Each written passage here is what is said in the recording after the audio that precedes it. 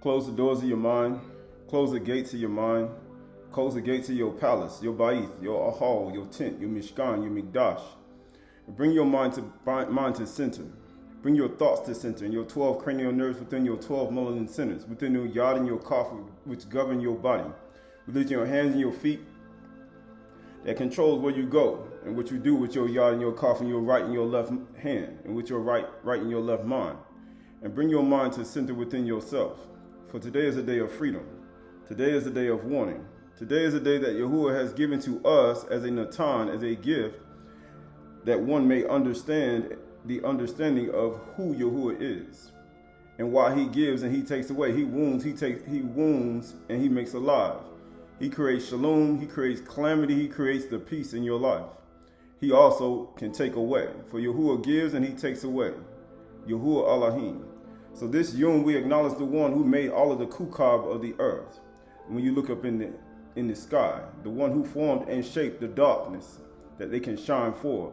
The one who gives life and understanding to our inward man and our inward being, that we may understand who he is as the Elohim of all things, Yahuwah Elohim. And as we move forward in his love and kindness, we move forward in his truth. So this is the book of Yehukanan John, chapter 10. Yehukanan John, chapter 10, and verse 12. Yehukanan John, chapter 10, and verse 12. He who is a hired hand and not a shepherd, who does not own the sheep, sees the wolf coming and leaves the sheep and flees, and the wolf snatches them and scatters them. So you look at a predatory animal.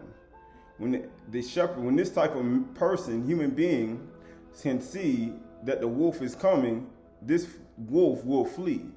And guess what happens? Verse 13, he flees because he is a hired hand and cares nothing for the sheep. So when somebody don't care about you, when things happen in your life, you'll find out who actually cares and who don't. Because when you're actually scattered and when things are taken from you, you will find out. Because it's all about possessions in this life. Verse 13, he flees because he sees he is a hired hand and cares nothing for the sheep.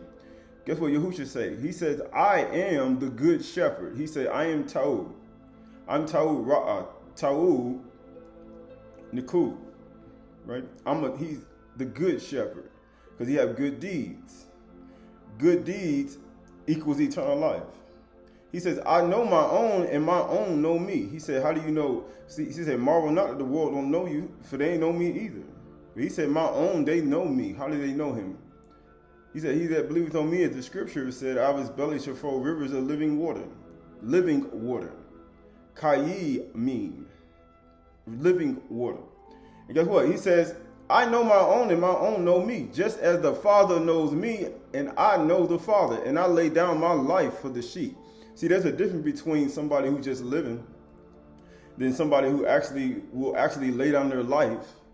That means willing to lose it all. How many human beings will do that? Willing to lose it all. That even your own life. Right? And people say, I have power. A lot of people say they have power. But guess what it says? And I have other sheep that are not of this fold. I must bring them also. But how you gonna bring these type of sheep?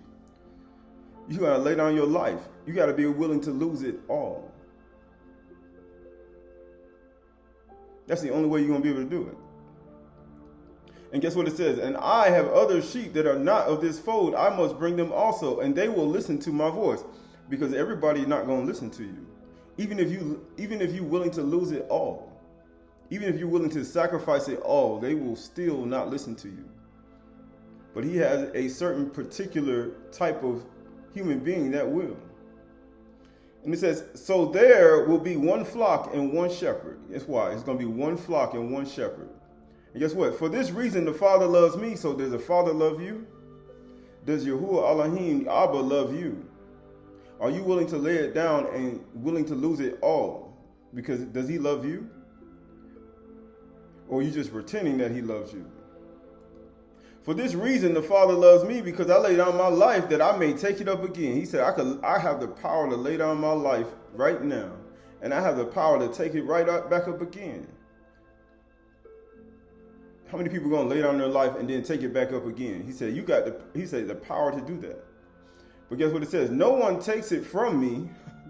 No one takes it from me. So, see, anybody can say they're willing to lay it down, all of it. But he said, nobody's taking it from me. But he says, because I lay down my life that I may take it up again. No one takes it from me, but I lay it down of my own accord. See, that's the difference between somebody who's fighting for their life. Because a lot of people fight for their life. They fight for their possessions. They fight for their money. They fight for their gain. They fight for the things that they own. They fight for things that they can see. They'll fight for it. But he said, I'll lay it down for my own accord. He said, I'll lay down all the things that I have just for my own accord. Why do you think Yahushua told the people? He said, if you can't sell all that you have and give to the poor, he said, you can't be my disciple. Because he laid down his life. He laid down all of it. Because these are all the parts of this life that people look at,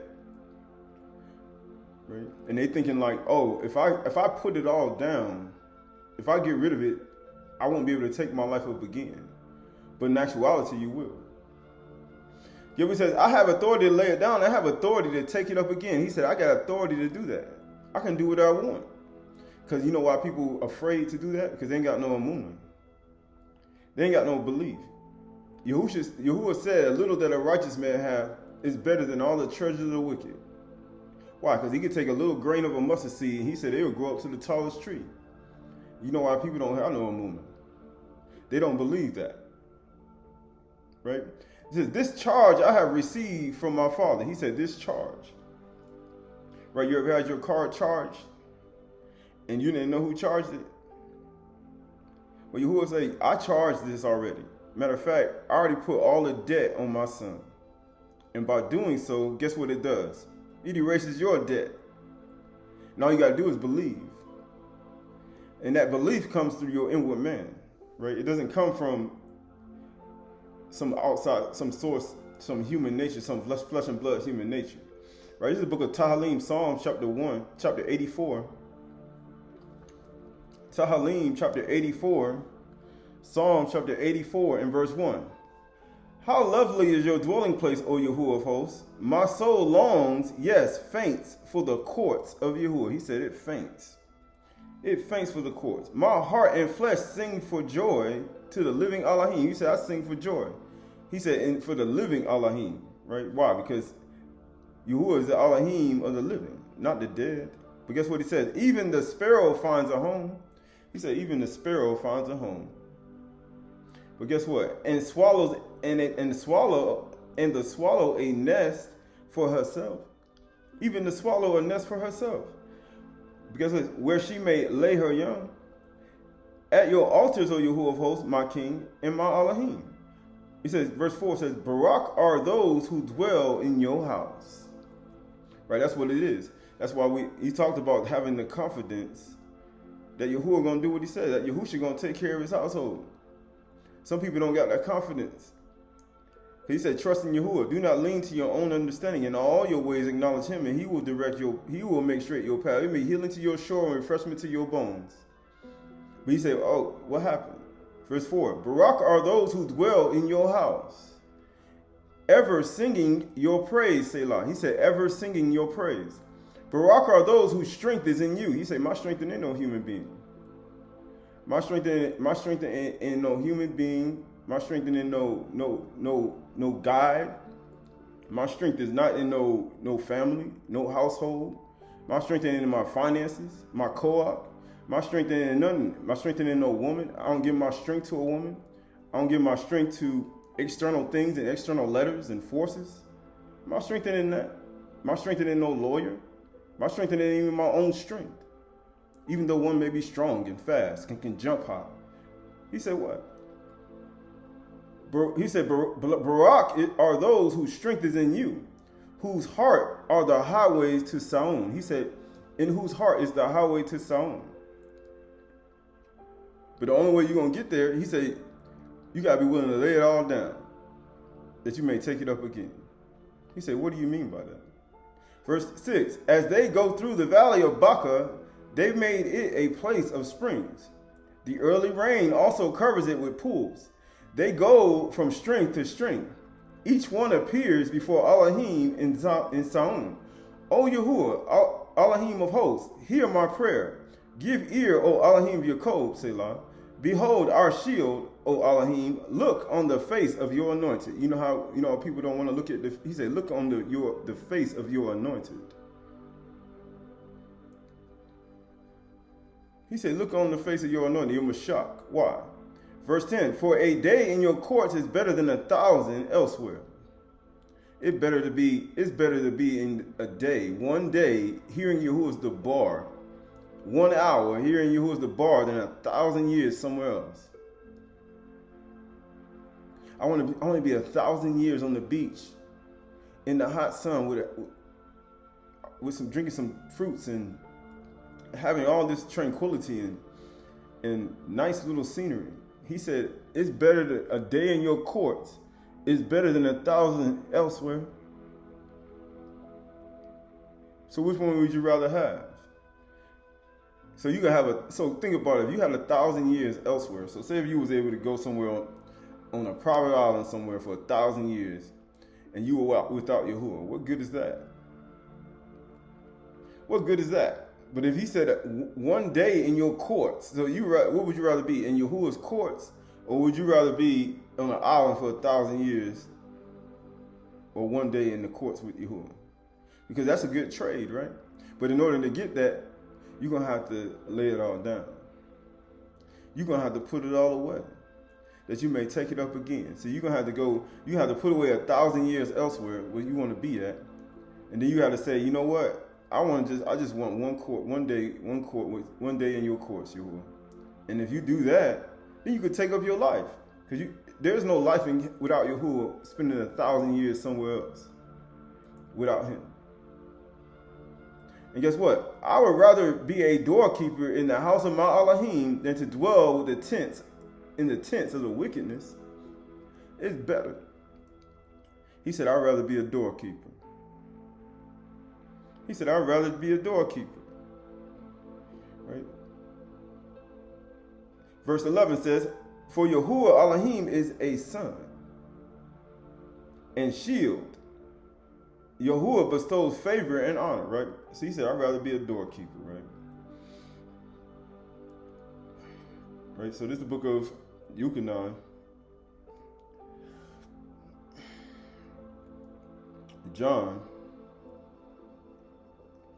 chapter 10 and verse 1. Yuchanan chapter 10, verse 1. Truly I say to you, he who does not enter the sheepfold by the door, but climbs in another way, that man is a thief and a robber. He said, I'd rather be a doorkeeper in your courts. Get what it says? But he who enters by the door is the shepherd of the sheep. He said, I'd rather be a doorkeeper. And guess what? To him the gatekeepers open. He said, I'd rather be a doorkeeper. Close the doors of your mind. But guess what? The sheep hear his voice, and he calls his own sheep by name and leads them out. When he has brought out all his own, he does before them, and the sheep follow him, for they know his voice. He said, they know his voice. He said, I know Yahuwah's voice. I know Yahushua Mashiach's voice. Some may not think you do. He said, I know Yahuwah's voice. I know Yahushua's voice. He said, some may not think you do, right? A stranger they will not follow. He said, He said, you will not follow a stranger. Why you think Adam followed his wife and ended up transgressing in the garden? Because that was a stranger. She followed a stranger. She followed a stranger. She followed strange teaching. He followed strange teaching.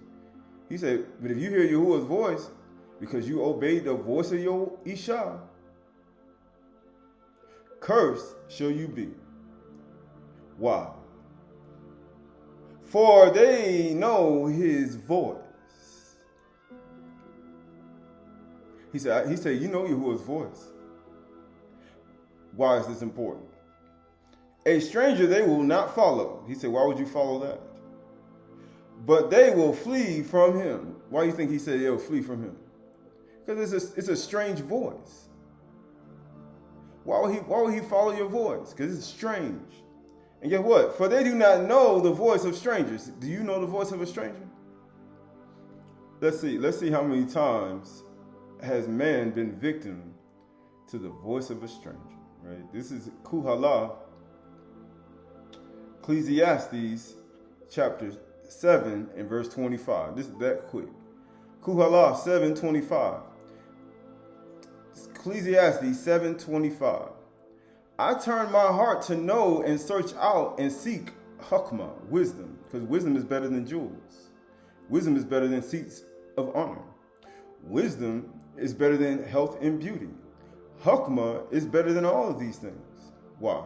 Because it's a part of the inward man transformation within oneself, within one's heart and mind. From their mind to their gut. From their gut to their mind. Because what you put in your center of your body goes directly to your mind.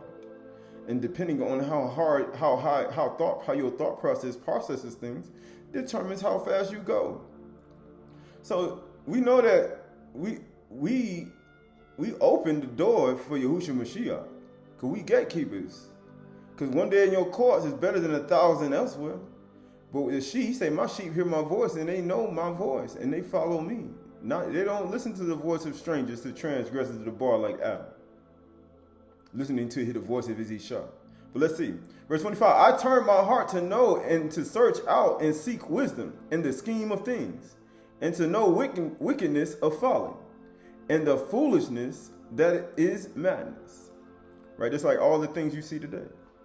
All the conspiracies and all the different subject matters and things you can search out from end to end. From the top part, from Siphon, all the way to the lower parts, to the west, to the east. And I find something more bitter than death. He said, I find more bitter than death. How did death get brought into the world? Because sin was brought into the world because the Nakash swayed the Isha to transgress the bar. That's what happened. And then she went over to the east to get him to transgress the bar. To leave Amunah. One Amunah. And guess what? And I find something more bitter than death.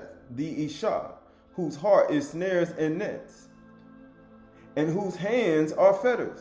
They bound you up in chains.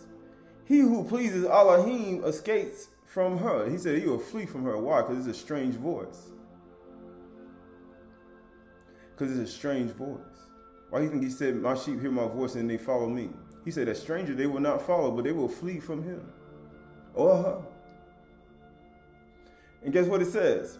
He who pleases Elohim escapes her, but the sinner is taken by her. You taken by the voices, just like the Kuah was taken by the Nakash and the gun. He swayed them words. He put that smooth tongue. And guess what? You were captured. You were captivated. He stole your hearts like Absalom. And you know what happened after that? But the sinner is taken by her. That's what happened to Adam. He was taken by her and it brought death to him. Just that fast. But they say, oh, you don't know anything. Right? And it says right here, behold, this is what I found, says the Qahalath, the preacher, while adding 1 plus 1 plus 2 plus 3 plus 4 plus 5 plus 6 plus 7 plus 8 plus 9, 1, 2, 3, 4, 5, 6, 7, 8, 9, 10, 11, 12, 13, 14, 15, 16, 17, 18, 19, 20, 21, 22. While adding one thing to another to find the scheme of things. What do you mean the scheme? Schemes and plots. The scheme, because anytime somebody's trying to plot against you, you're going to have to escape. You're going to have to run. Why? He's trying to figure this thing out, because that's what you're going to have to do. You're like, what's really going on? It's a scheme going on. I'm counting one by one. You got to count every single account, every single word, and all the plots and schemes, and why is it leading up to this climax, and why is it Why is this whole construct trying to lead me this way? You got to literally process this in your consciousness. And it says, things to another to find the scheme of things, which my soul has sought repeatedly, right? This is what you're going to have to do to your own life. Why did this happen? Why did I do this? Why did I do that? Let me think. Let's go back. I understand it now. It's a plot and a scheme. That's all it is. And you got to count it. You got to count everything. You got to count it repeatedly. You got to do it repeated all over in your mind and be like, I know now. Which my soul has sought repeatedly, but I have not found. He said he still can't find it. One man among 1,000 I found, but a woman among all these I have not found. He said, man, I still ain't found one yet. He said, all of them the same.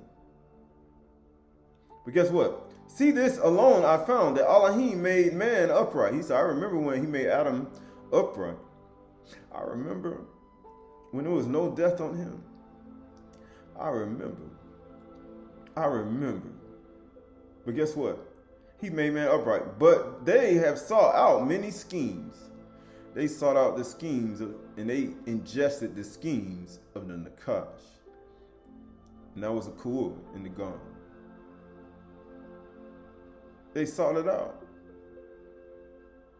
And that's what happens. Because when people start scheming, we start talking about murder. Right?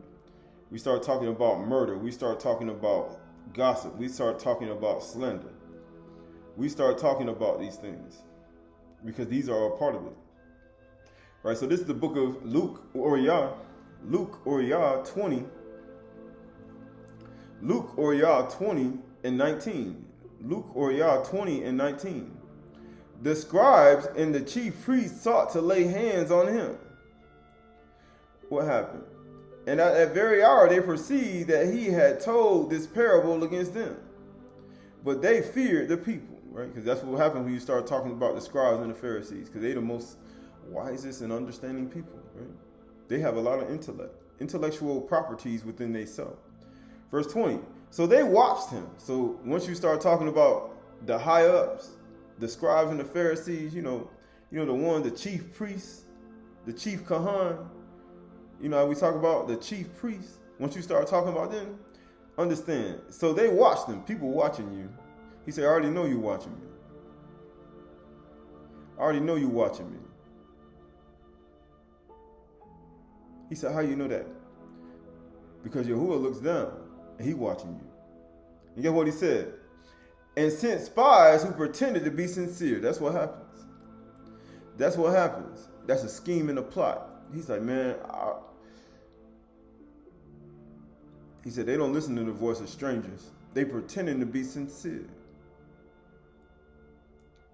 That they might catch him in something he said. That's all it is. They want to catch you.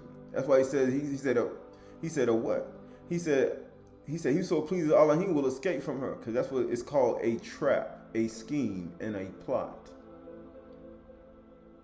But whoever fear Elohim will escape from her, but a sinner will be taken by her.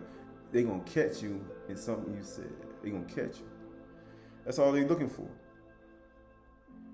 That they might catch him in something he said, so as to deliver him over to the authority. Why? It's called a trap. Once they trap you in, that's why when people audit your life, or like you get an audit, they're always trying to find a lie that you tell. Because they want to catch you in something you said. So if you tell a lie, then they're going to catch you in something you said, and they can deliver you over to the courts. That's why you don't want to lie. You just want to tell the truth. You don't want to lie. You just want to be honest and tell the truth. And you know what happens after that? Then everything be good. But if you tell a lie, they're going to catch you in something you said, and guess what happens? You're not an honest individual. You're a liar. You're not telling the truth. The whole truth and nothing but the truth. That's how you should be in your whole life. Even when you confess your sins, even when you give an account to the remembrance of the evil in your life that you explain to other people, you need to be nothing but the truth. That's all you got to be. But guess what happens? People tend to lie. Not Yahusha though. that they might catch him in something he said, as to deliver him up to the authority and the jurisdiction of the governor. That's all them chief priests and scribes and Pharisees want. That's how they they want to trap you in something you said. Why? Because it's more bitter than death to be trapped in something you said. It's bitter. And it says, so they asked him, right? That's what's going to happen. They're going to ask you a question. Teacher, we know that you speak and teach rightly. We know you're talking the truth. The whole truth and nothing but the truth. You know what happens? And show no partiality. He said, and you don't even care who they are, what title, how little they are, or even how big they are, or even how long. You don't even care. Right? You show no partiality. But truly teach the way of Elohim. That's how you know people teach the way of Elohim. You show no partiality to nobody. So are you really following Yahushua Mashiach? So you got to ask yourself that question. Just like I do on a daily basis. Are you really following this person? Because if you are, so they asked him, teacher, we know that you teach rightly and show no partiality, but truly teach the way of Elohim. That's how you know. He said, I don't have no partiality to nobody. But guess what it says? Is it lawful for us to give tribute to Caesar? You know how it is. You got that money. Right? When you get that cash flow, when you have your currency moving in a good direction, right? You don't want to do certain things anymore. You don't want to do it. You get what it says? Is it lawful to give tribute to Caesar or not? You know how it is. And guess what he said? But he perceived their craftiness. That's how you crafty. You little nakash. You nakash. All y'all nakashes. I know, he said, I know the trap of Satan. Y'all nakash. And you know what else he said? But he perceived their craftiness, just like Amnon. Right? He saw how crafty they are. He said, I see your craftiness. You know what he said? And said to them, show me a denarius. He said, show me. Whose likeness and inscription does it have? He said, whose face on it? They said, Caesar's. He said to them, then render to Caesar the things that are Caesar's, and to Elohim the things that are Elohim. So, when you look at your life, and you look at the transparency of your life, and being transparent, Yahushua was literally telling you to do good and to make sure you do what you're supposed to do and be responsible in the world. And if it comes to the point where you're going to lose it all, at least you're doing what the bar says and what he said, rather than trying to cheat the system. Because it's always been here. So please don't be thinking like, oh, this stuff is, man, it's been here longer than what you think. It's better just to be, But get what it says. 26. And they were not able in the presence of the people to catch him in what he said. So now you see what he said was the truth. They were only trying to catch him in a trap, because his sheep don't listen to the voice of strangers. But a sinner man would be taken by him. They would have caught you in something you said.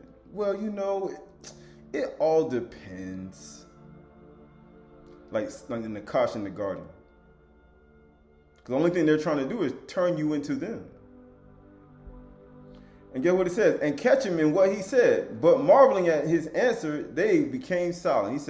He said, man, they got real quiet. You know why? Let me show you why they got real quiet. Right? Let me show you. Let me show you. Let me show you. All right, this is the book of Psalms. The book of Tasha'y. The book of Psalms. think that's what it is.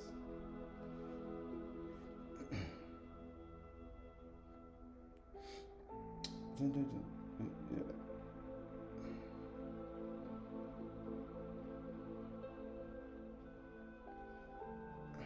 Yeah, the book of Psalms. What we got? Tasha'y 60. No.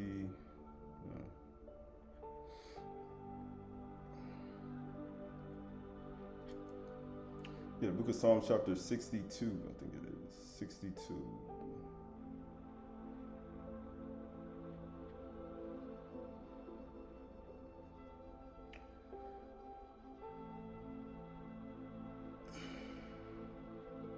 Yeah. Go Psalm chapter 38. Psalms Tasha'y chapter 38 and verse 10. Tasha'y, Psalm chapter 38 verse 10. Psalm chapter 38 verse 10. My heart throbs, my strength fails me, because Yahuwah is my strength, right? And the light of my eyes has gone from me. He said, the ore of my eyes have now gone from me. And guess what? My friends and companions stand aloof from my plague, and my nearest kin stand afar off. Those who seek my life lay their snares. Why do you think they were trying to set a trap in what he said? They were seeking his life. And guess what? Those who seek my hurt speak of ruin and meditate treachery all day long. They want me to fall. They want everything to break apart. They want everything destroyed. They speak of ruin all day long. But I am like a deaf man. He said, man, I don't even hear what they're saying. He said, I'm like a deaf man. Why do you think Yahushua ain't answer him not a word? When they said, you don't hear all the things they accuse you of? He answered them not a word. He said, I'm like a deaf man. I do not hear, like a mute man who does not open his mouth. He's like, I'm like a mute man who don't open his mouth. That's why he made them people after he spoke the truth and nothing but the truth. They became silent. They became mute. I became like a man who does not hear, and whose mouth are no rebukes. He said, I ain't got no more rebukes in my mouth. But for you, O Yahuwah, do I wait. That's what you got to do when people start coming to you trying to trip you up in something you say. You got to wait. It is you, O Yahuwah Ma'alahim, who will answer. He said, that's why when you go in your innermost parts of yourself and you pray and you're in the toughest situations in your life, you got to wait for Yahuwah to answer you. Because everybody answered, some people answers isn't the Kash. For I said, only let them not rejoice over me. That's the whole point. Everybody rejoicing over me right now. But guess what? Who boast against me when my foot slips? That's all they're doing. They start boasting when your foot slips. That's what happens. But guess what verse 17 says? For I am ready to fall. And he says, and my pain is ever before me. He said, I'm ready to fall. I confess my iniquity. You know what happens when you fall to the ground like Mashah?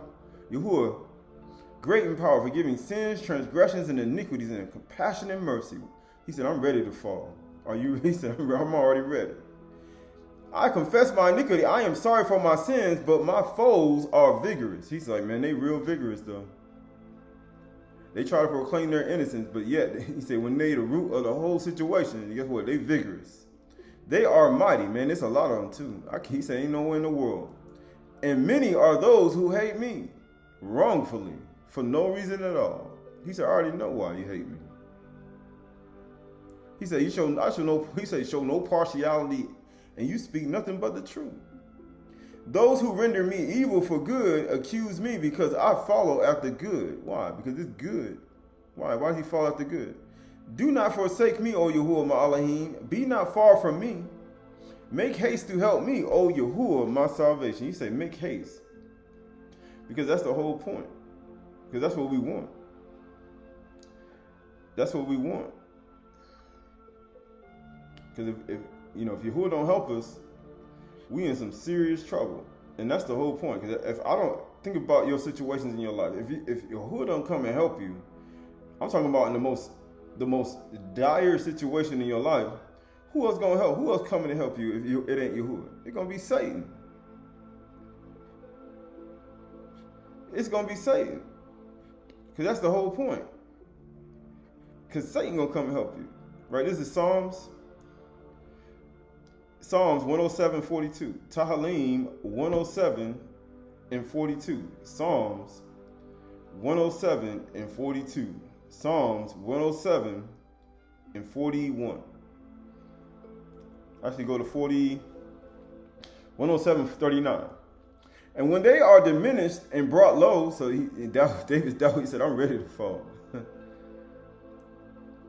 Through oppression, evil, and sorrow. You see almost oppression right now? Evil coming and sorrow, like they brought low. He pours contempt on princes, and then he started to come at you. He said, I started to pour contempt on princes and makes them wander in trackless waste.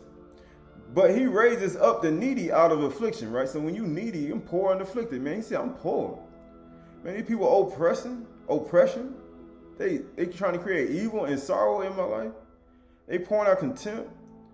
But guess what 41 says? But he raises up the needy out of affliction, right? He coming to rescue the needy out of affliction. You know, some people don't believe it. He said he coming to rescue the needy out of affliction and make their families like flocks. He coming to make the family. He trying to get you. Once he come rescue the needy, he coming to make their families like flocks. He gonna make you into a flock. But first he gotta come rescue the needy. He gotta let you know that I can get you out of these situations in your life that people don't have no amunah for. Verse 42, the upright see it and are glad. You know what happens? What do you think Yahushua was doing? They were trying to catch him in something he said. Not even knowing that he was telling them to render to Caesar what is Caesar, render to Elohim what is Elohim. He's like, don't you know these people are oppressing us? They're taking all our wages. But he said, I'm going to deliver you. You're going to be needy then. And guess what? I'm going to deliver you out of your affliction. Why do you think the scribes and the Pharisees, they didn't answer him one more question? Because they saw that he would answer rightly. They couldn't catch him. Verse 42, the upright sees it and are glad. And all wickedness shuts its mouth. Why do you think they were silent after he did that? They couldn't catch him in nothing he said. Because they were wicked. Because they were crafty. They were real crafty. He caught them in their craftiness. Nakash. Verse 42, whoever is wise, let him attend to these things. So, those who have kakam in their lamps continually burning, because you know the 5 are wise and 5 are foolish. The 5 wise had their lamps continually burning. They'd be like, man, your lamp no went out. I'd be like, I ain't eat slapi. Absolutely not. He said, man, I'll be burning in the middle of darkness. Even in the dark times. Right? I already knew this, right? Verse 43, whosoever is wise, let him attend to these things. He said, attend to it, what I just said. What's been said. Let them consider the steadfast love of Yahuwah. Consider that. Because Yahuwah loves whom he loves. He loves us, right? And people say he don't love us. Yes, he does. But when you start sending them spies, he said, I already know what you are, right? So this is the book of Bereshit, chapter 42. Genesis, chapter 42, and verse 6. Bereshit, Genesis, chapter 42, and verse 6. Now Yehusuf was governor over the land, right? You know how it is. He was governor over the land. You know what he said? They're going to catch you in something you said with Yahushua and deliver you over to the governor, the jurisdiction of the governor. They were sent spies to try to catch him in something he said. Now Yehusuf was the governor over the land. Now let's look at that. He was the one who sold to all the people of the land. And Yusuf's brothers came and bowed themselves before him with their faces to the ground. And Yusuf saw his brothers and recognized them. But he treated them like strangers. He's like, man, you treated me just like a stranger. You don't listen to the voices of strangers. He said, don't listen to the voice of strangers. He treated them like a stranger and spoke roughly to them. He said, don't listen to the voices of strangers.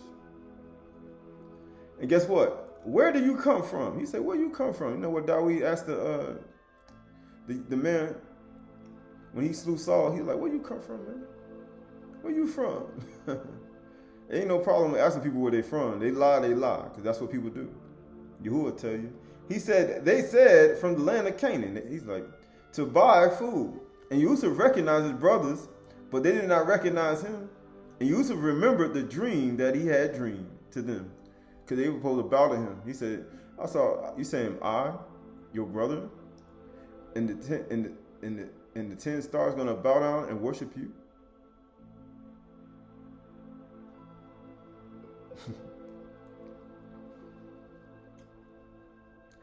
Yep. And guess what it says? And he said to them, "You are spies." You know what Yahushua just said? When they bowed to him, he said, "This day the scripture has been fulfilled in your ears." It's been fulfilled in your ears. That's how you know. He said, "How the scripture gonna be fulfilled?" Oh, it's gonna be fulfilled. It has to. It says, and he said to them, "You are spies," because you know spies ain't honest. They're not honest. Surveillance, phone tapping, laser spying, internet tapping, internet hacking, eavesdropping, spies. Covetous spies. Y'all not. Spies ain't honest. Spies are schemes and plotters. That means you scheming and plotting. That's all it means. It don't mean anything. This is all the bar. People say, "Oh, you're not even in the book." I say, okay. I think I use more book than you think. But it says, and it's English, right? And he says, "You are spies. You have come to see the nakedness of the land." That's all you do. Why do you think people come spy on you? They come to see your sin. Who told you were naked? That's what they come to do. They're trying to spy out your sin so they can gossip and slander and have hatred and jealousy and plot and scheme and spread rumors. That's the only reason they come, to see your nakedness. That's what they coming to do. Just like Adam and the gun. Who told you were naked? They come and see you and see your sin, because they love to eat up sin and iniquity so they can gossip and slander. That's what we talk about. That's what them priests like to do, them kahanim, them pastors like to do. They love that stuff. Why? Because it gives them something to gossip and slander about on YouTube and Instagram. Right? To get them a bigger following, because people love poison trees. People love poison trees. I say all this all the time. I say, "Man, we love poison trees." You love them poison trees. He said, "That's why y'all love them. That's why they get all the praise from you." But Yahushua ain't got no partiality. He said, "Man, you speak nothing but the truth, and you don't show partiality to nobody. You are spies. You have come to see the nakedness of the land." They said to him, "No, my master. Your servants have come to buy food." He's like, "Nah, man, we ain't no liars. No, we not. We ain't no liars." You know, some people try to make it seem like they ain't trying to do nothing. Just like Cain with Abel. But in actuality, they do. They just actually trying to do it and sway your mind because they crafty. Because what is it? We are all sons of one man, man. We are all united. We won. Man, what you talking about, man? We ain't come to do nothing to you. We won. See, ain't nobody like us. We not your enemy. We are honest men. That's what they say. You think them were honest men that came to Yahushua? He already knew they were a bunch of evil people. You think people that spy on you today who don't even know the Torah, matter of fact, they ain't even been living it their whole life. You telling me that they really, really honest? No. They still got the programming of their old sins of their youth. We are honest men and women. Your servants have never been spies. Some people are spies. They're just never going to admit that they've never been spies, right? He said to them, "No. It is the nakedness of the land that you have come to see." That's all you come to see, somebody's sin. That's the only reason you spot, you ply, he said you eavesdrop, you do all these things to see somebody's sin so you can feel better about your life. Or you covetous of what they have. That's the only reason you do it. And they said, "We, your servants, are 12 brothers, the sons of one man in the land of Canaan. And behold, the youngest this day with our father, and one is no more." That's how you know with 10, when he said it, he put 11 stars, but it was actually 10 stars that's going to bow to Yusuf. Because that's what they did. But Yusuf said to them, "It is as I said to you, you are spies," right? He said, "I already know." But guess what? "But this you shall be tested," right? Because that's the whole point. Because that's the only reason. You got to prove people. You got to prove them and see if they're really honest or not. You can't just say, "Oh, they accept them." No, he said, "By this you will be tested, by the life of Pharaoh. You shall not go from this place unless your youngest brother come here. Send one of you and let him bring your brother while you remain confined. that your words may be tested, because you always got to test people's words. He said, I'm testing your words. Like you say you ain't no spies, right? You say you honest men, right? You say you have a brother that's back with your father, right? Okay, then. Go get your brother then. Let me see if you actually telling the truth or not. Because that's what you say. You say you for me. You say you're not my enemy. You say you're not against me. Then prove it then. Because a lot of people talk. Prove it. Prove that you're not. Because that's the whole point. We're not thinking about that. We're not trying to do that. Okay, then prove it then. Prove that you ain't no spy. Prove that you never spied at all. That's how it is. Because they ain't gonna admit it though. And get what it says. Send one of you, let him bring your brother while you remain confined, that your words may be tested. Whether there is truth in you, because Yahushua spoke nothing but the truth. He said, you show no partiality. Isn't that what Yusuf is doing right here? Matter of fact, he said, you speak nothing but the truth. Or else, by the life of Pharaoh, surely you are spies. He said, I don't know you spies then, because I know you're a liar. That's the whole point. He said, I know you're a liar. You got to prove that you ain't no liar. Now, you say you ain't no spy. You say you ain't against nobody. And you say you ain't trying to scheme and plot. And you say you ain't trying to do nothing to nobody. You say you ain't trying to undermine. And you ain't got no secret plot. And he said, prove it.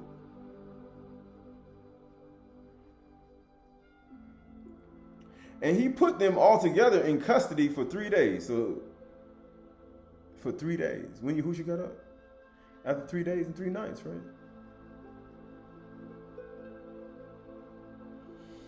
And guess what?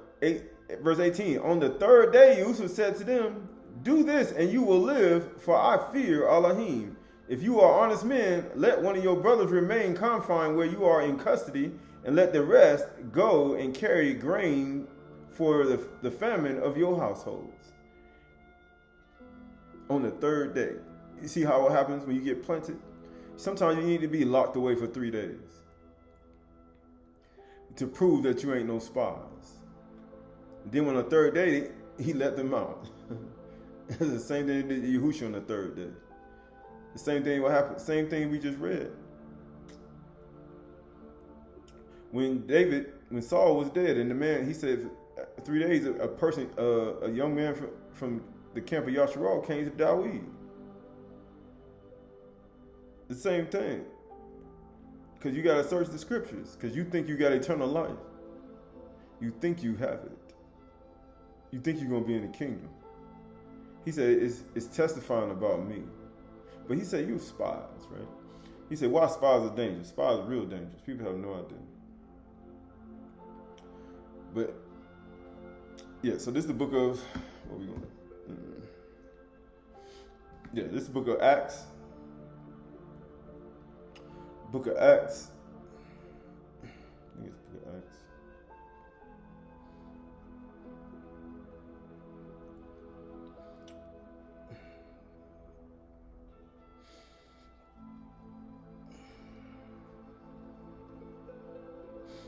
This is the book of Acts, chapter 9. Acts chapter 9 and verse 22. Acts chapter 9, verse 22.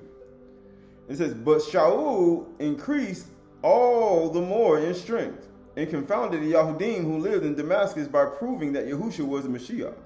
How you going to prove it to the Yahudim? How you going to prove it to a bunch of Torah keepers who keep all the cogs and muaz and understand all the alphabets and Hebrew, Abri, Lashon? How you going to convince them? In English.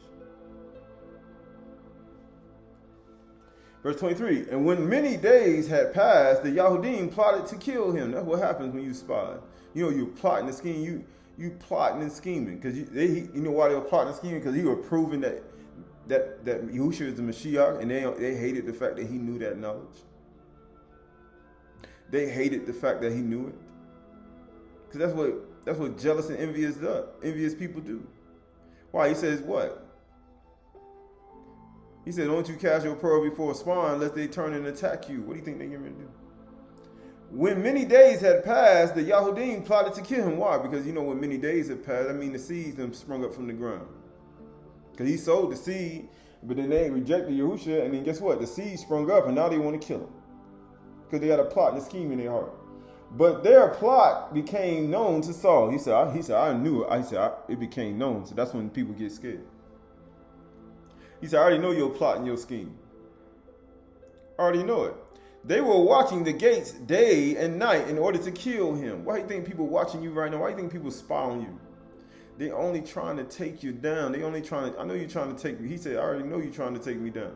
Maybe not literally kill you, but they're trying to stop you from saying and doing the things you need to do. He said, I already know you are. I already know that was your whole plot and scheme from the start.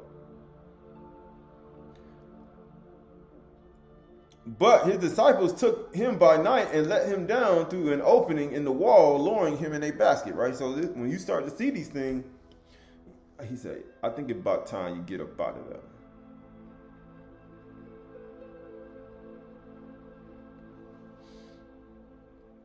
That's the whole point.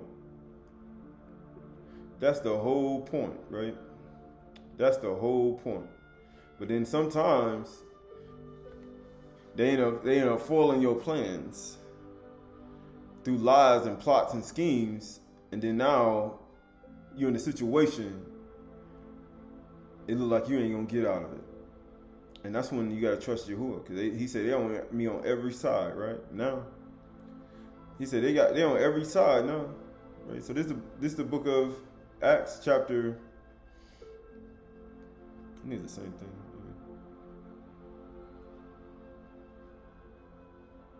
Yeah, Acts chapter 23. Acts 23. Acts 23 and 1. 23 and 12. And when it was day, the Yahudim made a plot and bound themselves by an oath. See, that's what happens. When you make a conspiracy, that's what happens. When you start to join together to plot and scheme, this is all evil. Forget what it says. By an oath, neither to eat or drink till they had killed Paul. They're not going to eat or drink till they have killed Paul. Why is this important, right? This is the testament of God, testament of Gad.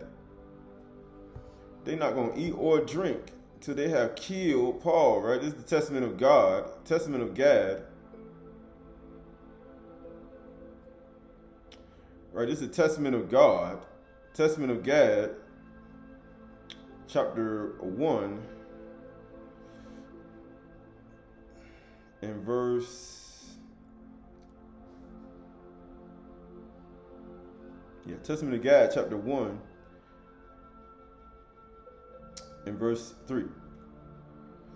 Accordingly, I guarded at night the flock, and whenever the lion came, or the wolf, or the wild beast against the fold, I pursued it. Why do you think Yahushua said, I'm the good shepherd? He said, I'm the good shepherd. Who do you think we're talking about? God, testament of God? No. In overtaking, I seized its foot with my hand and hurled it about a stone's throw, and so killed it. Now Yusuf, my brother, was feeding the flock with us for upward of 30 days, and being young, he fell sick by reason of the heat.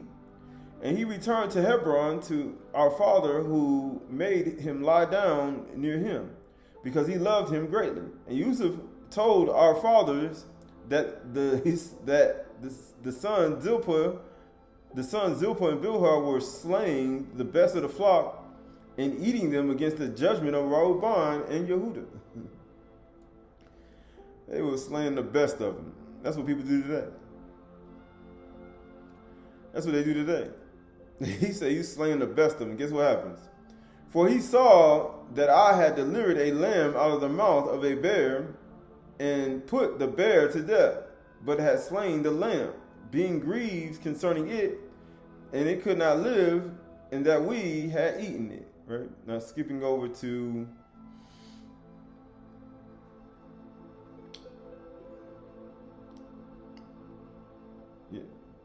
verse 18. Beware therefore, my children, of hatred, for it worketh to lawlessness, even against Yahuwah himself. For it will not hear the words, his commandment concerning love one's neighbor, and it sinneth against Elohim. For if a brother stumbles, it delighteth immediately to proclaim it to all men. He said, man, they already done did it. He said, man, they already done proclaimed it to all men. He said, I already know you hate me. And it is urgent that he should be judged for it and be punished and put to death. He said, they want to put you to death because it's all a plot and a scheme. He said, I find more bitter than death. I find something more bitter than death. And guess what? And if it be a servant, it stirreth him up against his master. And with every affliction it devises against him, if possibly he can be put to death. Why do you think the Yahudim were trying to kill Shaul? They were plotting and scheming. They bound themselves to the oath. They're not going to eat or drink till they fasting to kill. For hatred worketh together with envy, also against them that prosper, so long as he heareth it or seeth their success is always languish. For as love would quicken even the dead, and would call back them that are condemned to die, so hatred would slay the living, and those that had sinned vehemently, it will not suffer to live. For this ruach of hatred works together with Satan, through hastiness of spirits and all things to men's death. You're plotting and scheming. But the ruach of love works together with the law of the Turah of Elohim, and long suffering unto the salvation of men. Hatred therefore is evil, and constantly mated with lying, speaking against the truth, and making small things to be great, and cause the light to be darkness. That's why we're in the longest night. We're going toward the longest night. We're almost there. And call it the sweet bitter, and teaches slander. That's all it does. They teach slander. And kindle wrath. That's all they do. That's why they do what they do. And stirreth up war and violence and all covetousness. That's why they spy and plot on your possessions in your house. And filleth the heart with evils and devilish poisons. Because all this is a part of it. That is a part of it. Right? So this is the book. Skipping over to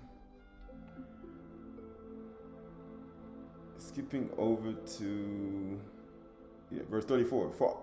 For Elohim brought upon me diseases of the liver, and had not the presence of your cold my father succored me, it had hardly failed, but my ruach had departed. For by what things a man transgresseth, by the same also is punished. Since therefore my liver was set mercifully against Yusuf, in my liver too I suffered mercilessly, and was judged for 11 months. For so a long time I had been angry against Yusuf. He's like, man, for a long time. Why? Because he told on his sin. But what's the point of that? There's a reason for that. Right? Going to the Testament of Rehoboam.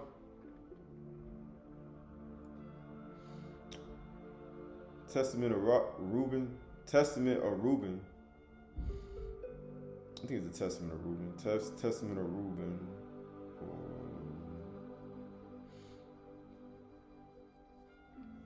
Testament of Reuben. Rehoboam.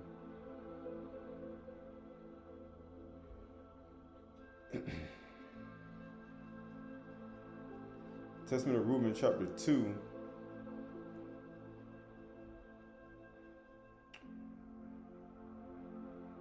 Testament of Reuben, chapter 2 and verse 3.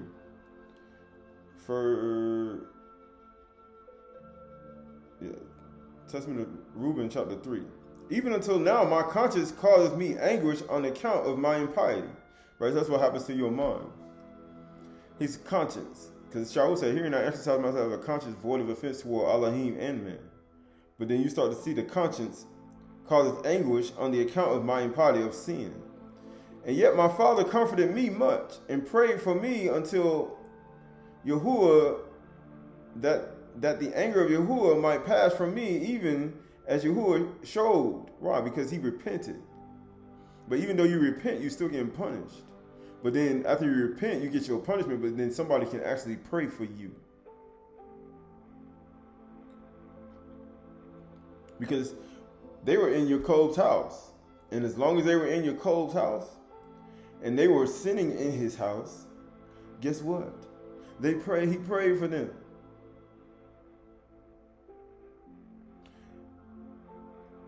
He said, why Yaakov had to pray for his sons? Because foolishness is balling in the heart of a child. right? And guess what happens? Verse 5, and thenceforth until now I have been on my guard and sinneth not. That's what happens. He said, you sin not. That's what happens. And guess what? Therefore, my children, I say unto you, observe all things whatsoever I command you, and ye shall not sin. He said, you won't sin, right? Because that's what happens. He said, observe it, and you won't sin, right? So don't be like these people, right? Because if you do, you're going to find yourself doing the very same things they do, and then you're going to find yourself starting to hate people for no reason at all. And you're going to see yourself operating in a spirit that you should not have. Because right here, going to the Testament of Simeon, chapter 2, the Testament of Simeon, Shamuan, chapter 2 and verse 5. Testament of Simeon, chapter 2 and verse 2. For I mourn more than they all, because I was guilty of selling Yusuf. See, that's what happens when you actually repent. That's why you know people ain't never repented. He said, I mourned.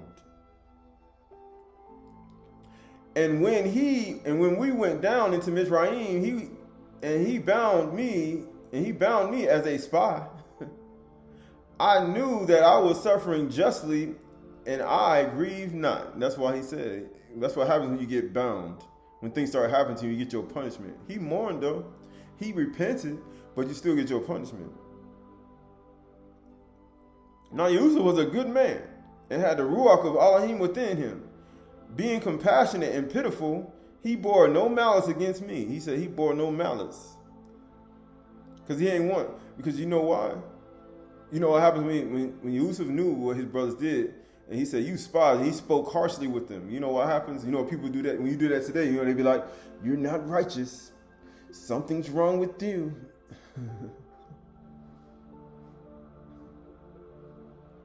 Even though he did it, he had no malice in his heart. He was just trying to get his point across. That's the whole point. Know the difference. Know the difference. Right? And it says, now Yusuf was a good man and had the Ruach of Elohim within him. Being compassionate and pitiful, he bore no malice against me, but loved me even as the rest of his brethren. He said he had no malice. Beware, therefore, my children, of all jealousy and envy, and walk in singleness of heart. That's the whole point. That's why they was trying to plot and scheme against Shaul. That Elohim may give you all Khan and Kabod and Barak upon your heads. Right? Because that's what you want your mind. You don't want these things in your consciousness, in your mind. And it says, even as ye saw in Yusuf's case, all his days he reproached us not concerning this thing. That's almost over 30 years. When they finally reconciled, he said he never reproached them again. Because they actually repented. Get what it says. But loved us as his own soul. He loved them as his own soul. Do you love somebody as your own soul? After they repent, do you love them as your own soul? Male and female? Think about if people did that in their relationship, they would still be together. After somebody repented, and you love them as your own soul, or his or her, right? A lot of people be still together, but people don't operate like that because they don't got the Ruach within them. And beyond his own sons, kabod us, and gave us riches in cattle and fruit. Then you're generous with it. Do ye also, my children. So now he's telling you to follow his example. Love each one's brother, his brother, with a good heart. That's what happens. Brother or sister, it doesn't matter. And the Ruach of envy will withdraw from you. That's all you got to do. Is aha. And the Ruach of envy will withdraw from you. It won't even be in your heart. That's how you know people got. Like we talked about the other day. There's no love in the land. There is no aha. There is none. And it says, for this maketh savage the soul. It maketh savage the soul and destroys the body. It destroys the body. It causes anger and war in the mind. That's what it does. And guess what? And stirreth up deeds of blood. They want to kill somebody. And leadeth the mind into frenzy. It leads you to a lunatic. And causes tumults to the soul and trembling to the body. It causes trembling to the body. You start to shake. And guess what? For even in sleep, malicious jealousy gnaweth. Even in your sleep, it wants to rouse up, right? Because it's an evil spirit. And with wicked spirits disturbeth the soul. That's what it does. And some people try to sow these things in your own heart. And causes the body to be troubled. And waketh the mind from sleep and confusion. That's why Yahushua said, don't lose sight of these things. Yahuwah made the Shamaim in the earth. In the book of Proverbs chapter 3. The sea and all things in it. He said, my son and daughter, do not lose sight of these things. Why? Because when you sleep, your sleep will be sweet. Stop worrying about what these other people doing. He said, I already know people try to sow that envy and jealousy in you. They be trying to create something, downgrading somebody or try to make somebody feel smaller than somebody does do that. It's just they're trying to bring envy and jealousy in your mind, even after they set you up and plotted against you. Why? Because they're trying to sow evil spirits in your mind. So they can be like, I told you so, Because they want to create something. It's trying to catch you in something you said, but they do it through the actual mind control. Because some people skilled in mind control. Some people come from that remote viewing army type stuff. They understand that stuff. They understand the control systems of interrogation systems and interrogation knowledge. They understand how to inject people with things and make them confess of things they didn't even do. They know how to do that stuff. And they be teachers, mores, pastors. They do all that stuff. They know all that knowledge in them agencies. They know how to do it. And you don't even know it though. How when you question, it's called domination. They try to dominate the conversation. It's a technique. Some people think they're intelligent and think they know a lot of things. They don't even know a lot of things. They think they do. They don't. They just put a bunch of circles on the screen and they just be like, oh, I know your personality. But you don't know nobody's personality because my personality, he said, is opposite from yours. Right? And it says, for even in sleep, malicious jealousy gnaweth, and with wicked spirits disturbeth the soul, and causes the body to be troubled, and waketh the mind from sleep and confusion. And as a wicked and poisonous ruach soweth, it appears to men. It's just poison. Because you've been poisoned. Therefore was Yusuf comely in appearance and goodly to look upon, because no wickedness dwelt in him. Now you see why. He said, ain't no wickedness dwelt in him. That's why he looked good. He said, that's how you know. You can see it on people's faces. I'm like, you can't see people wicked on their face. Yes, you can. You can see how evil they turn it into. You can see it right on their face. He'd be like, you in trouble, boy. I don't know if you probably got one more year before it's to turn on you now. You got about one more year before he turned on you, before everything started going haywire. He said, I can see it on their face. He said, they starting to turn on you. Right? And it says, therefore was Yusuf comely in appearance and goodly to look upon, because no wickedness dwelled in him. For some of the trouble of the ruach, the face manifests. The face show it. People say the face don't show it. Yes, it do. When the ruach, when it manifests, it shows on your face. It make you shape shift. Yeah, your face shape shifts. And if it's really an evil spirit, your whole body is shape shift.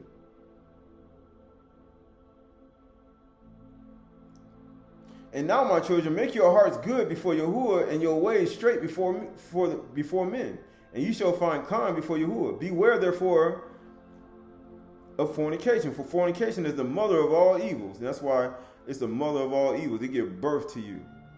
That's why when people commit a lot of fornication in their life, adultery, you have a lot of evils inside of you. It's inside. You just don't know it. For fornication is the mother of all evil, separating from Elohim and bringeth near to Bailah. Right? So that's the whole point. Right? So I'll read all that. Right? So this is the book of... He said, why you did all that? Because this is important. All of it's important. Right? Right? So this is the book of... Where are we going?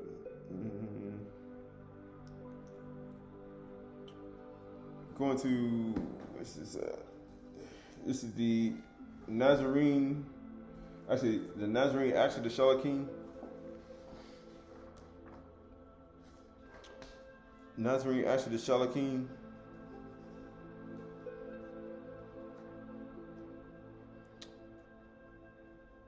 Nazarene Acts of the Shalakim.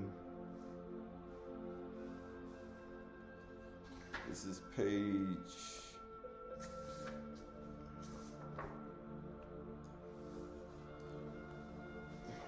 224, chapter 8.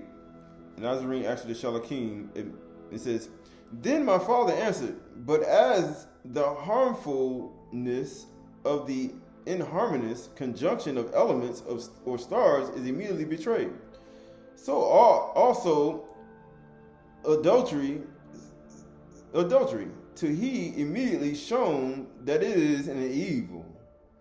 Then I first tell me this, whether as you yourself have confessed, evils are produced from incongruous and inharmonious mixtures. And then after that, we will inquire into the other matter." Then my father said, "The nature of things is as you say, my son." Then I answered, "Since then you wish to learn of these things, see how many things there are that no one doubts to be evils. Do you think that a fever, a fire, sedition, the fall of a house, murder, prisons, racks, pains, mournings, and such like are evils?" Then said my father, "It is true, my son, that these are evil, and very evil. At all events, whoever denies that they are evil, let him suffer them." He said, all this stuff evil. What did he say is evil? He said, "Do you think that a fever, that's evil, a fire, that's evil, seditions, the fall of a house is evil, murder is evil, prisons is evil, racks is evil, pains, mournings, and such like are evils?" Then my father said, "It is true, my son, that these things are evil, and very evil. Or at all events, whoever denies that they are evil, let him suffer them himself, and you will find out for yourself that they are evil." Right? So this is the book of Job, Aydah. The book of Job, Aydah chapter 1 and verse 1. Job, Aydah chapter 1, verse 1. "There was a man in the land of Uz whose name was Aydah, and that man was blameless and upright, one who feared Elohim," and he feared Elohim, "and turning away from evil. There were born to him 7 sons and 3 daughters." He had 7 sons and 3 daughters. Man, he had 7 sons and 3 daughters, right? That's 10.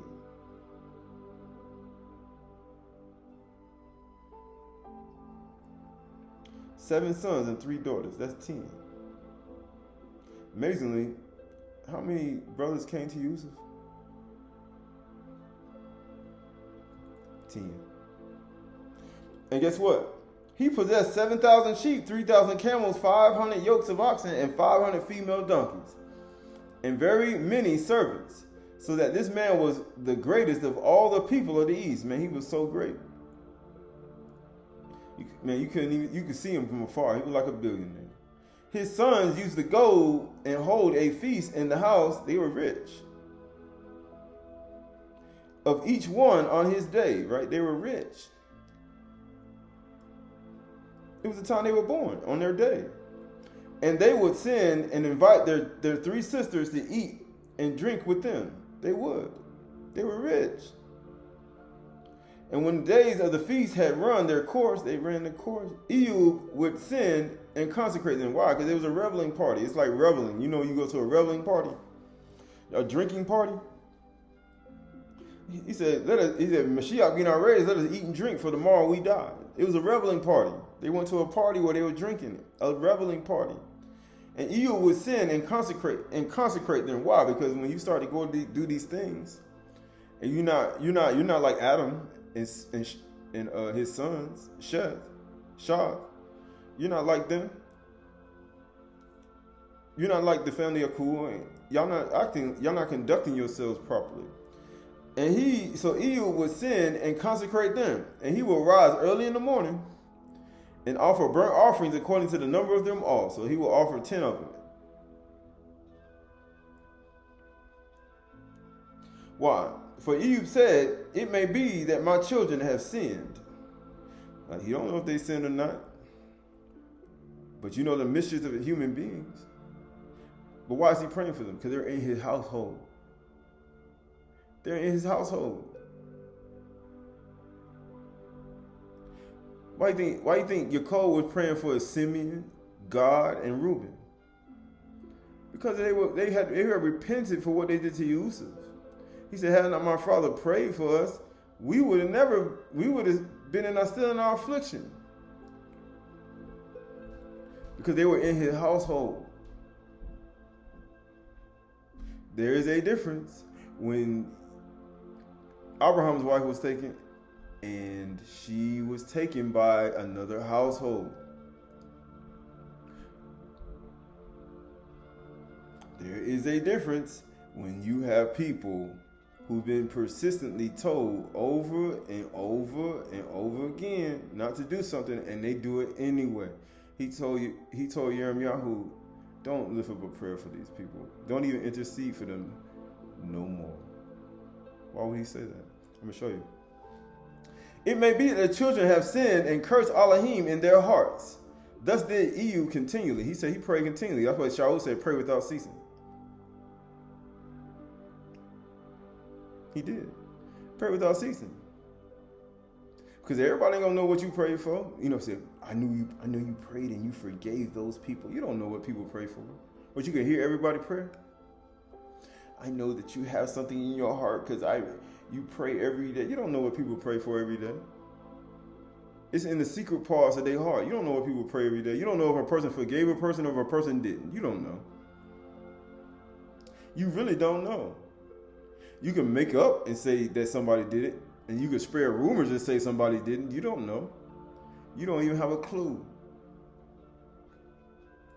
Right, this is the book of Job, chapter 33. Ehud, chapter 33. Ehud, chapter 33.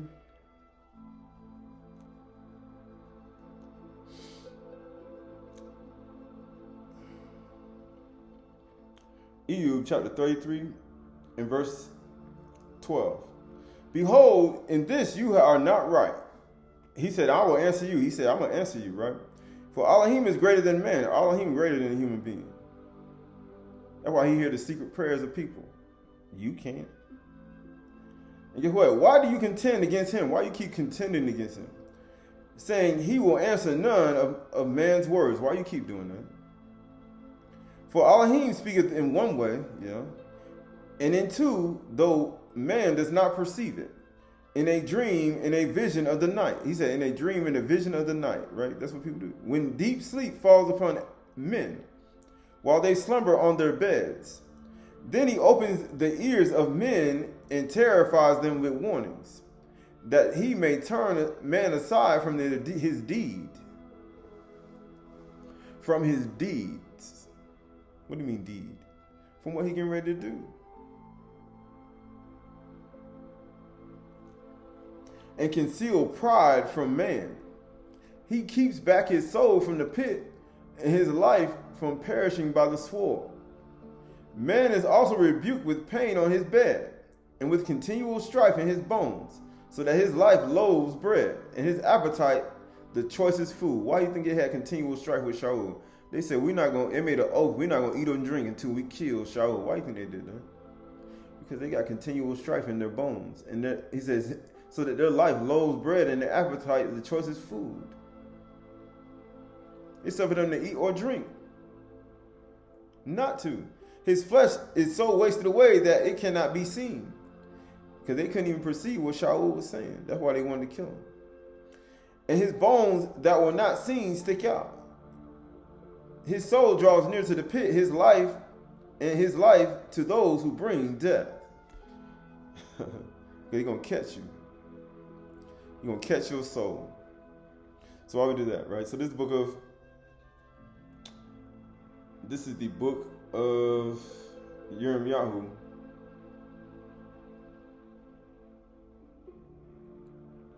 This is the book of Yirmiyahu.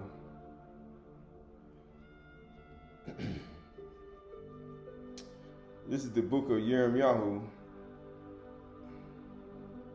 chapter 7, verse 12. Go now to my place that was in Shiloh, where I was made, when I made my name dwell at first, and see what I did to it because of the evil of my people Yasharal. Right? And see what he did to it. Let me show you. I'm going to show you something. Look what he did for the evil of my people Yasharal, right? And now, because you have done all these things, declares Yahuwah, and when I spoke to you persistently, you did not listen. So that means he kept talking to you. You did not listen. He said it persistently. And when I called, you did not answer, and you did not answer. Therefore, I will do to the house that is called by my name, in which you trust. He said, you trusted. And to the place that I gave to you and to your fathers, as I did in Shiloh, and I will cast you out of my sight. He said, I'm going to do it. And as I cast out all your kinsmen and all the offspring of Ephraim. As for you, do not pray for this people. He said, don't even pray for them. Because he persistently already spoke to them over and over again. He said he persistently spoke to them. When Ehud was praying for his son, he wasn't saying, oh, look at the things that he said, perhaps they may have. These people, I've already told you already, over and over again.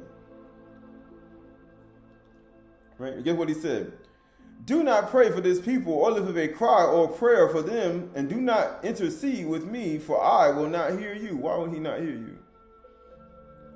He said he's not going to hear you. Why? He said, I'm not going to hear you. Don't intercede for me. Because I kept persistently doing it, and they won't listen. Right? So this is the book of, because this is the whole point. Because people don't understand this. And I'm going to show you. And I'm going to show you.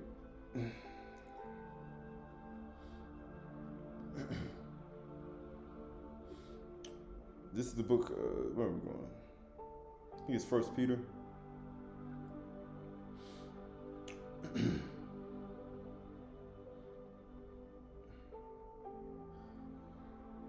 think it's 1 Peter.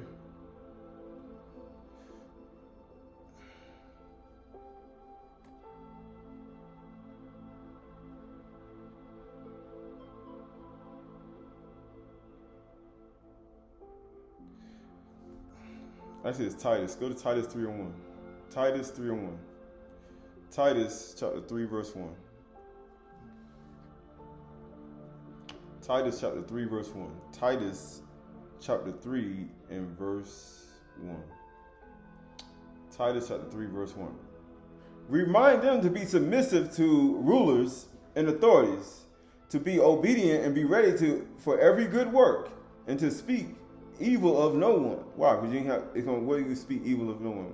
When you start speaking evil of people, and you start to say things about people that ain't true, guess what happens? To avoid quarreling, that's what you're going to create. When you start slandering and gossiping and lying on people, you're going to create quarreling. Understand, people are going to respond to you. And he said, and you know what people do? They do that. That's a narcissistic behavior. They'll create the quarreling and the fight, and they'll start creating these lies and slander and gossip and lying, and they probably play innocent, like they ain't do nothing. Then they'll be like, I'm avoiding quarreling. That's just how this world is, right? Accountability. To speak evil of no one, don't do it. To avoid quarreling, to be gentle. That's what people do. They'll create the quarrel and the fight, and they'll create the lies and slander and the gossip. They slander other people, they gossip and lie, and create rumors, and the other person hear about it, and they start quarreling, and then they be like, you're transgressing, you have to be gentle and meek and lowly.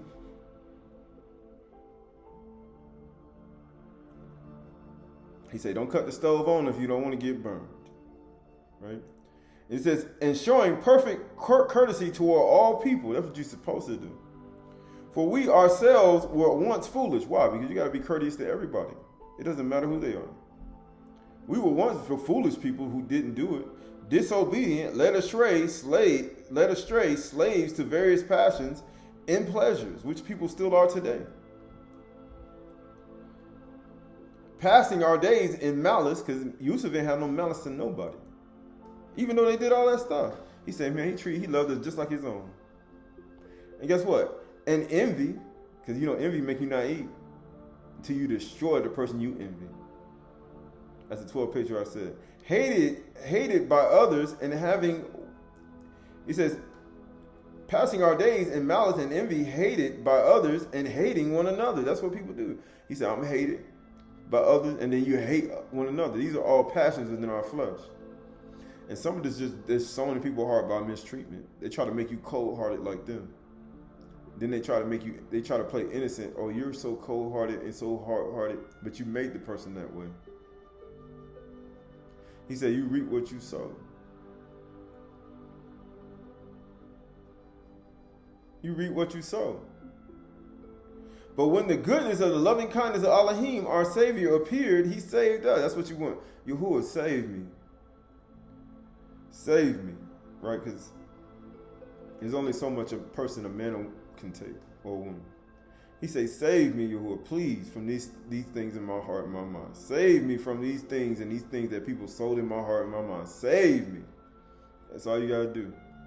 Because you need help. Save me from these people. Because that's what happens. And sometimes he does that to you just so you can call him. Not because of works done by us in righteousness, but according to his own mercy, by the washing of regeneration and renewal of the Qahalath Ruach. Why? Why is this important? It's very important, right?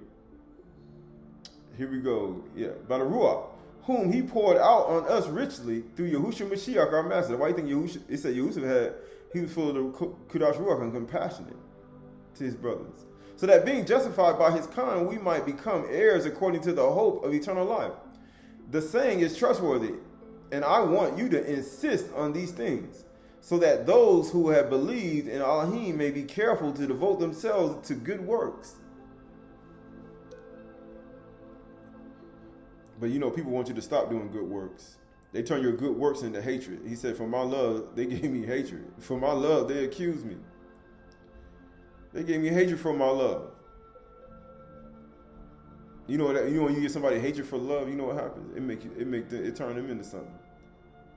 It make them bitter and creates resentment in their heart by being treated unfairly. That's what happens when you somebody give you hatred for love, and they don't even take responsibility for it. They don't take accountability for it. Cruel world, man.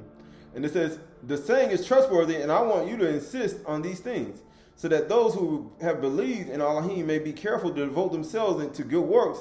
These things are excellent and profitable for people. It is. But avoid foolish controversies, genealogies, dissensions, and quarrels about the Torah, the law, for they are unprofitable and worthless. That's all it is, unprofitable. And you know what else? As for a person who stirs up division, right? You know what division is. It says, after warning him once and then twice, have nothing to do with him or her or they or group or people, knowing that such a person is warped and sinful, he is self-condemned. He said, you self. He said, and the sad part about these things, it said, he's divided. People say division online is not reality. That is not reality. That is the internet. It's all fake. It's all fake. It's not real. It's a pretending device. You can do a lot of things with it. It's pretending. Pretending. pretending. You know, he'd say, when I was in professional sports, like, people think people hate each other. No. When you would go from one team to another, the players on the other team would never be talking about saying, unless you were just some wicked person, but nobody ever slandered me, gossiped about me, said anything about you when you went to another team or when you went to somebody else.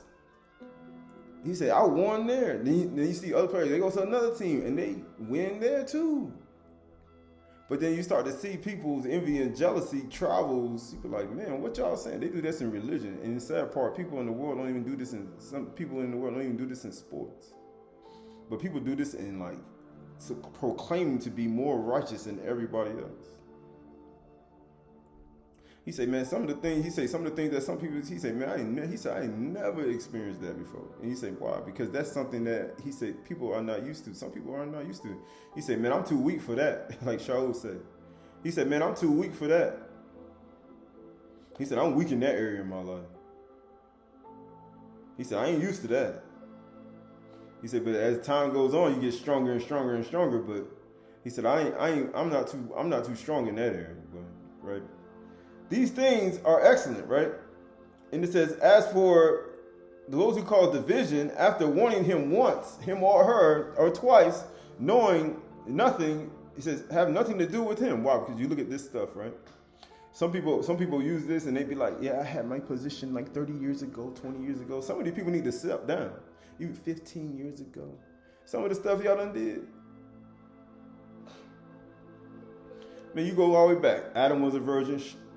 Shabath was a virgin. Methuselah was a virgin. Yerad was a virgin. Abraham, Isaac, Jacob were virgins before they got married. Were you? Shem was a virgin before he got married. Even Ham was. Even Japheth, were you? And amazingly, the priesthood would be handed over to a virgin.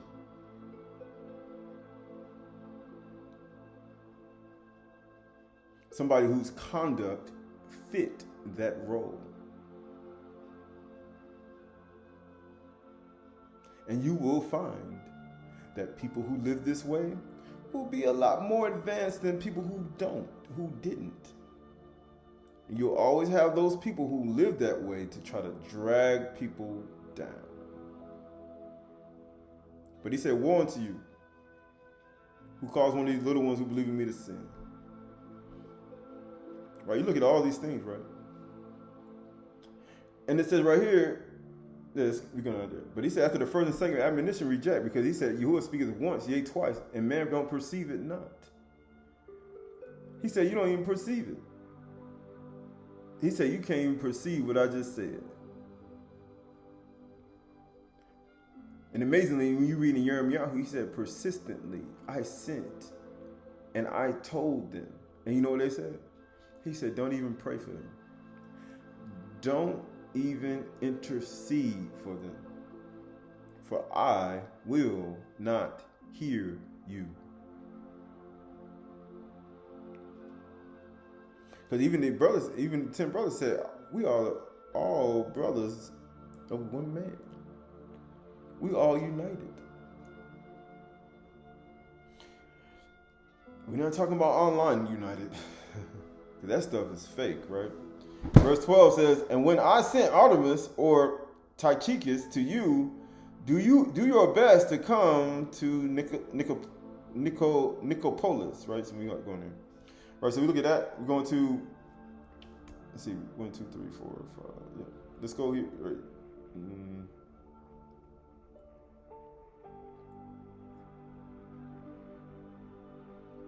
Yeah, Second Chronicles chapter 27. Second Chronicles chapter 27 and verse 1.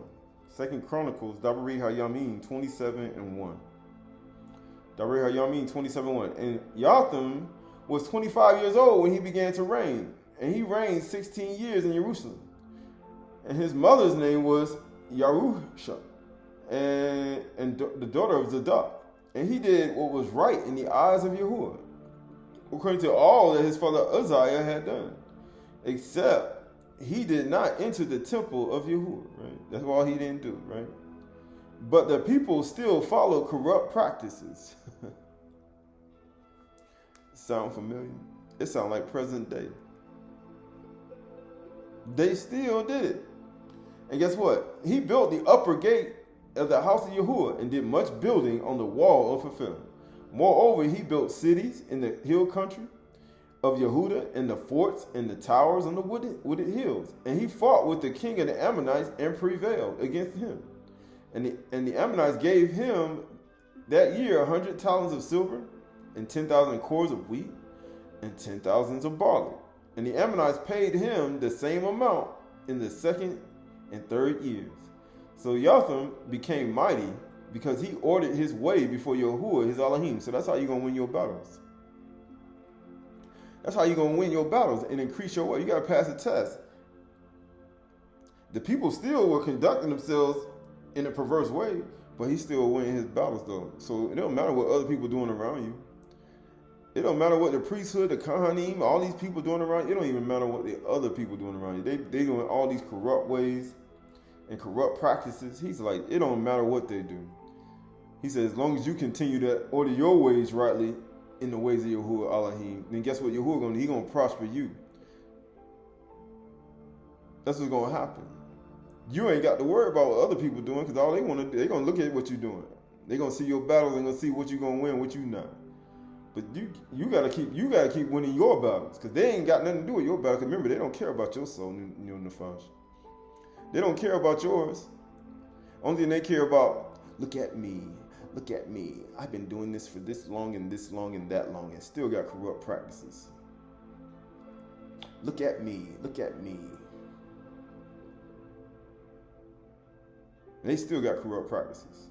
Same thing. What you worried about them for? By the time you figure that out, you ain't going to be able to get what you need. You ain't going to be able to accomplish what you ain't going to be able to defeat your battles because you so focused on what they think and what they say. They're a human being just like you. Let me show you. Right? And it says, before Yahuwah, his Elohim. Now the rest of the acts of Jotham and his wars and his ways, behold, they are written in the book of the king of Yasharal and Yehuda. And he was 25 years old when he began to reign, and he reigned 16 years in Jerusalem. Right? Look how good that was, right? And Jotham slept with his fathers, and they buried him in the city of Dawid. Right? You see that? That's what you call a good reign. No, that was what you call a good reign. He reigned and he did what he had to do. And now he gone, right? He did what he had to do. Right? It wasn't none of this stuff that people doing today. He did what he had to do. Right? So this is the book of 1 Corinthians. He had to do what he had to do, and that was it. Everybody, he said, you ain't got to do all of that, right? But at the same time, you got to do something. You got to do something, right? So this is the book of 2 Corinthians 6 and 3. 2 Corinthians 6 and 2. 2 Corinthians 6 and 2. 2 Corinthians chapter 6 and verse 2. 2 Corinthians chapter 6 and verse 2.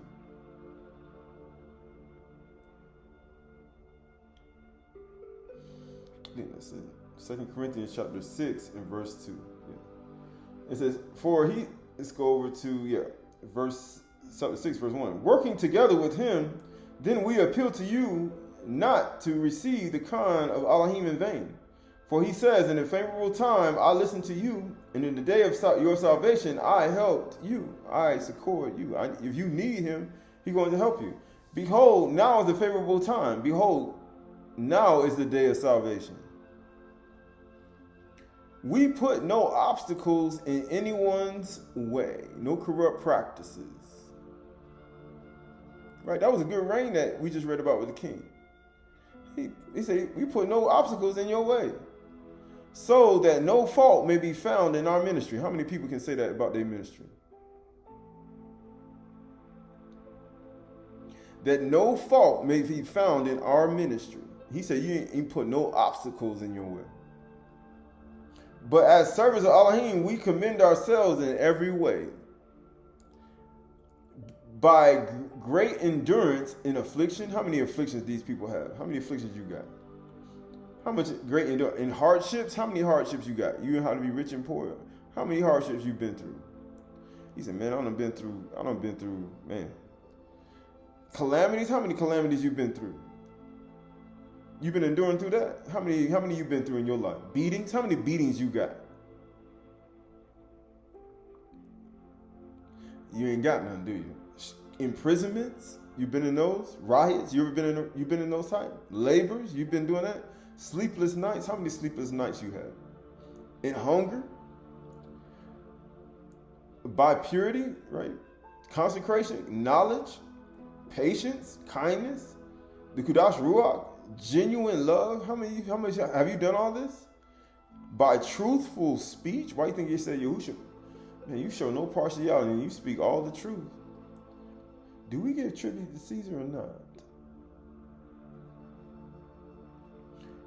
And the power of Elohim with the weapons of righteousness for the right hand, that's the yard, and for the left, in my calf. Through honor and dishonor, right? He said, man, weapons of righteousness in my right hand and my left.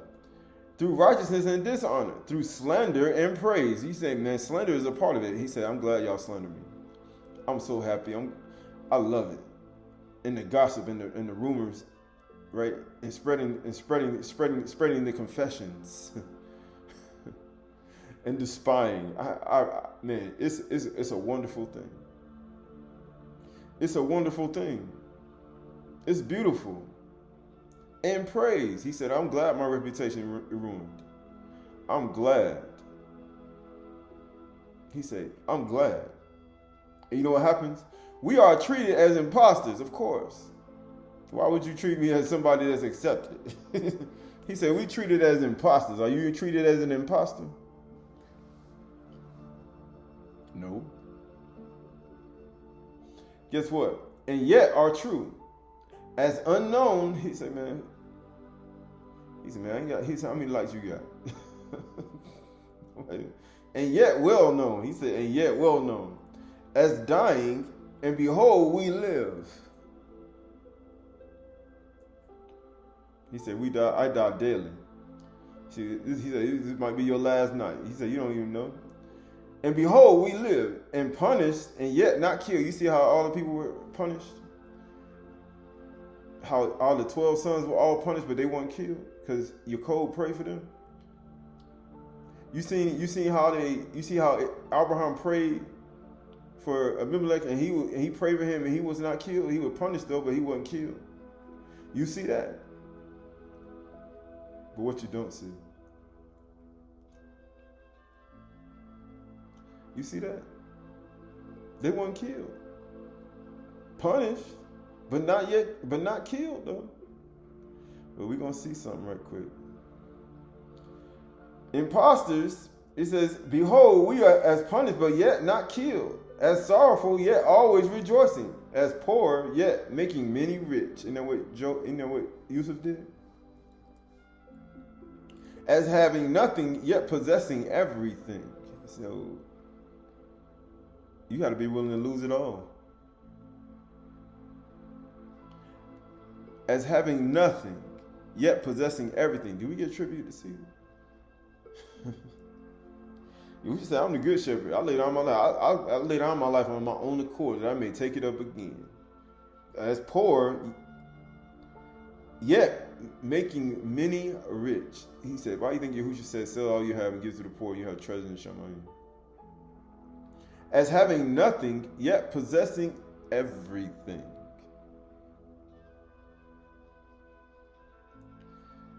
We have spoken freely to you, Corinthians. Our heart is wide open, right? He said, why is this important, right? So this is the book of Job. You just read, he said, as punished, yet not killed. You know how it is, right? So this is the book of Job, Aydah, book of Aydah, Job.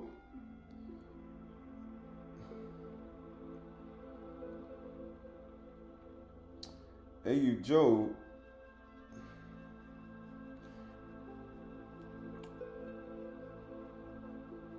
Chapter 1, verse 13. Job chapter 1, verse 13. Now there was a day when the sons and daughters were eating and drinking wine in their oldest brother's house, right? Same old thing, eat and drink, for tomorrow we die. And Job prayed for them continually. Matter of fact, he prayed for them, perhaps they sinned, and encouraged Elohim in their heart. And now they were eating and drinking. Drinking wine, because you know wine and women make men's understanding fall away. Now there was a day when his sons and daughters were eating and drinking wine in their oldest brother's house. And there came a messenger to Ayub and said, the oxen were plowing and the donkeys feeding beside them. And the Sabians fell upon them and took them and struck them down, the servants, with the edge of the sword. Now, how did this start off? It said there was a day when his sons and daughters were eating and drinking wine.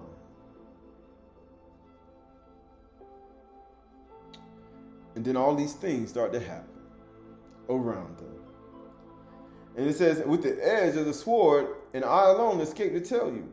While he was yet speaking, there came another and said, the fire of Elohim fell from Shamayim and burnt up the sheep and the servants and consumed them. And I alone have escaped to tell you. So you see all these things taking place. Over. Sons and daughters drinking and eating wine. You got things being destroyed, things taken, all at the same time.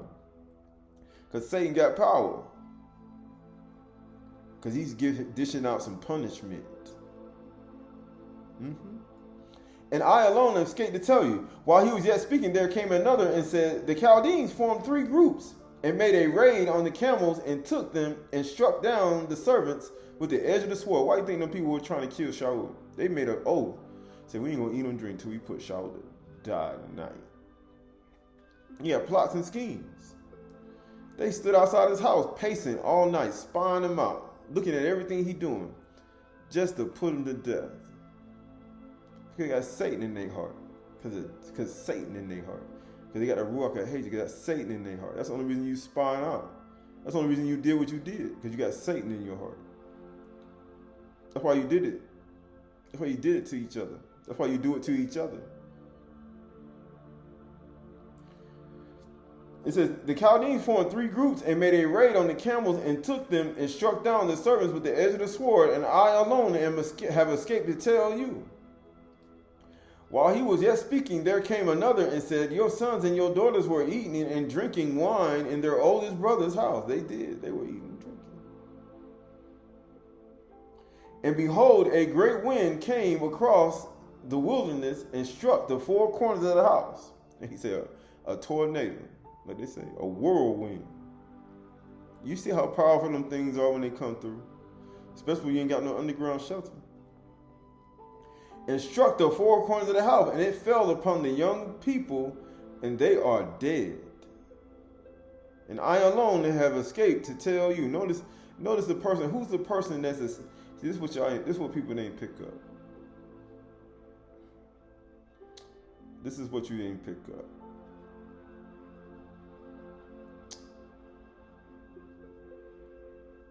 Right. And there came a messenger to Ayub and said, this is verse 14, the oxen were plowing and donkeys feeding beside them, and the Sabians fell. This was a messenger that came to do this, said this. And I alone have escaped to tell you that one. It's the messenger that did this. And while he was yet speaking, there came another and said, another messenger. And what he did, fire from Elohim fell down and burnt the sheep and his servants and consumed them, and I alone have escaped to tell you. Notice how he the only one that's escaped to tell you every single time. You can't see Satan. I'm the only one who's able to tell you this. While he was yet speaking, there came another and said, the Chaldeans formed 3 groups and made a raid on the camels and took them and struck down the servants with the edge of the sword, and I alone have escaped to tell you. I come to report, man. I'm the only one that escaped. You know, it's just one person that escapes these situations, just to come tell you about some trouble all the time, all the things that's going down. That one person, right, keeps saying it, right? And you know what he said? And while he was yet speaking, there came another and said, your sons and daughters were eating and drinking wine in the oldest brother's house, and behold, a great windstorm came. The wilderness struck down the corners of the house, and I fell, the four corners of the house, and it fell upon the young people. They are dead, and I alone have escaped to tell you. That's 4 times.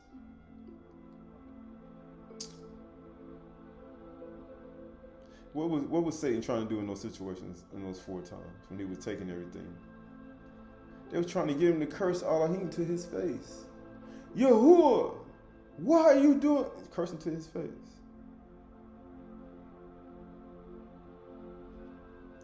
That's all he was trying to get him to do, is to curse him to his face. That's why Satan would come in all his possessions and things that he owned. That's why he had him locked in. He trying to take you down. That's all he's trying to do. And he got that one person that all those people trying to tell you we're getting ready. He said, I'm the only one that's escaped. But what happened to his sons? He prayed for them too. He interceded for them. But it still ain't stopped their punishment though. Because remember we just read with Shaul, he said, I was punished, but not killed. They were punished, and they were killed. Even after Ehud prayed for them. Perhaps they may have cursed Elohim in their heart. It still didn't stop the punishment, though. And they were killed.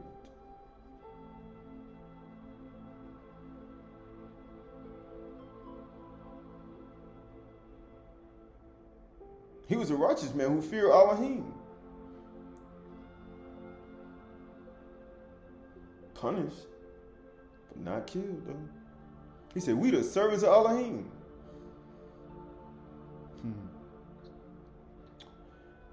And it says, then Ehud arose and tore his robe and shaved his head and fell on the ground and worshipped. He worshipped just like Mashah. He worshipped just like Mashah. Yahuwah, great in compassion, forgiving sins, transgressions, and iniquities, but you will in no wise clear the guilty. Ehud was a righteous and upright man, one who feared Elohim and turned away from evil. He didn't say his children did, though.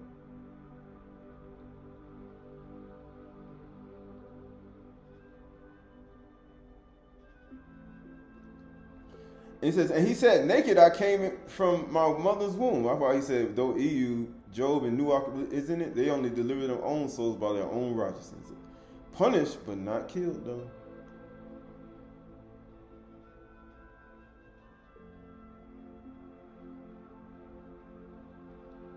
Just to praise Yahuwah one more time. And he said, naked I came from my mother's womb, and naked I shall return. He said, naked I came from my mother's womb, and naked I'm going to return. And guess what it says? Yahuwah gave, and Yahuwah has taken away. He said, Yahuwah gave, and he took away. Barak be the name of Yahuwah. He said, Barak be the name of Yahuwah. He said, Barak be the name of Yahuwah. Barak Basham Yahuwah. For naked I came into the world, and naked I'm going to leave. I came in naked. I know you came to see my nakedness. And you spying out to see the nakedness of the land. But guess what? Nakedness I'm going to leave out of here too. And you're going to see me naked when I leave. Barak be the name of Yahuwah. Spies.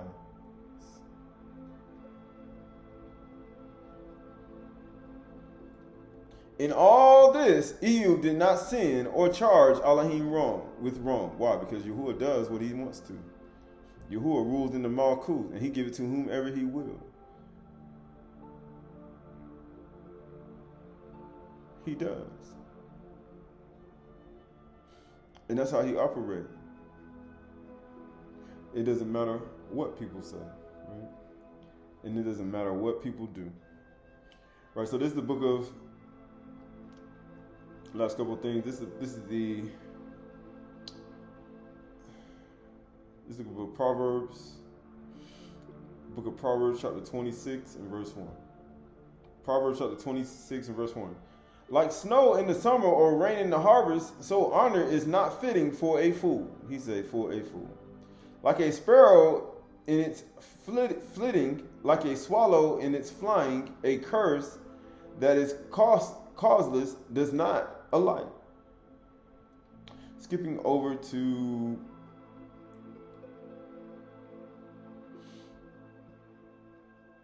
verse 8. Like one who binds the stone in the sling is one who gives honor to a fool. He said, you put a stone in the sling, you give honor to a fool. Like a thorn that goes up into the hand of a drunkard is a proverb in the mouth of a fool. Right? You're almost there. Like an archer who wounds everyone is one who hires a passing fool or a drunkard. What were you children doing? What would you children do? Verse 11. Like a dog that returns to his vomit is a fool who repeats his folly. He said, perhaps. They will always have these drinking parties and eating. He said, perhaps they may have cursed Elohim in their heart and they may have sinned. And then next thing you know, when Yahuwah started to test Ehud, they were doing it again. They returned right back to their folly. And then they got punished. But this time they didn't live. Even though Ehud prayed for them. It's like David's son. He said, perhaps, maybe Yahuwah might spare them. But it didn't stop it. Because Yahuwah is just. He is just in everything he does. When he told Jeremiah, who don't even lift up a prayer for them, he said, I will not hear you. Understand something. Understand. This is serious. This is not a game. He said, you got to repent.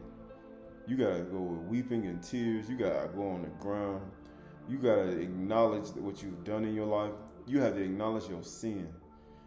Even after Yahushua Mashiach died, rose, and ascended, you got to repent from the heart, from your inward man. And don't rent your garments, right?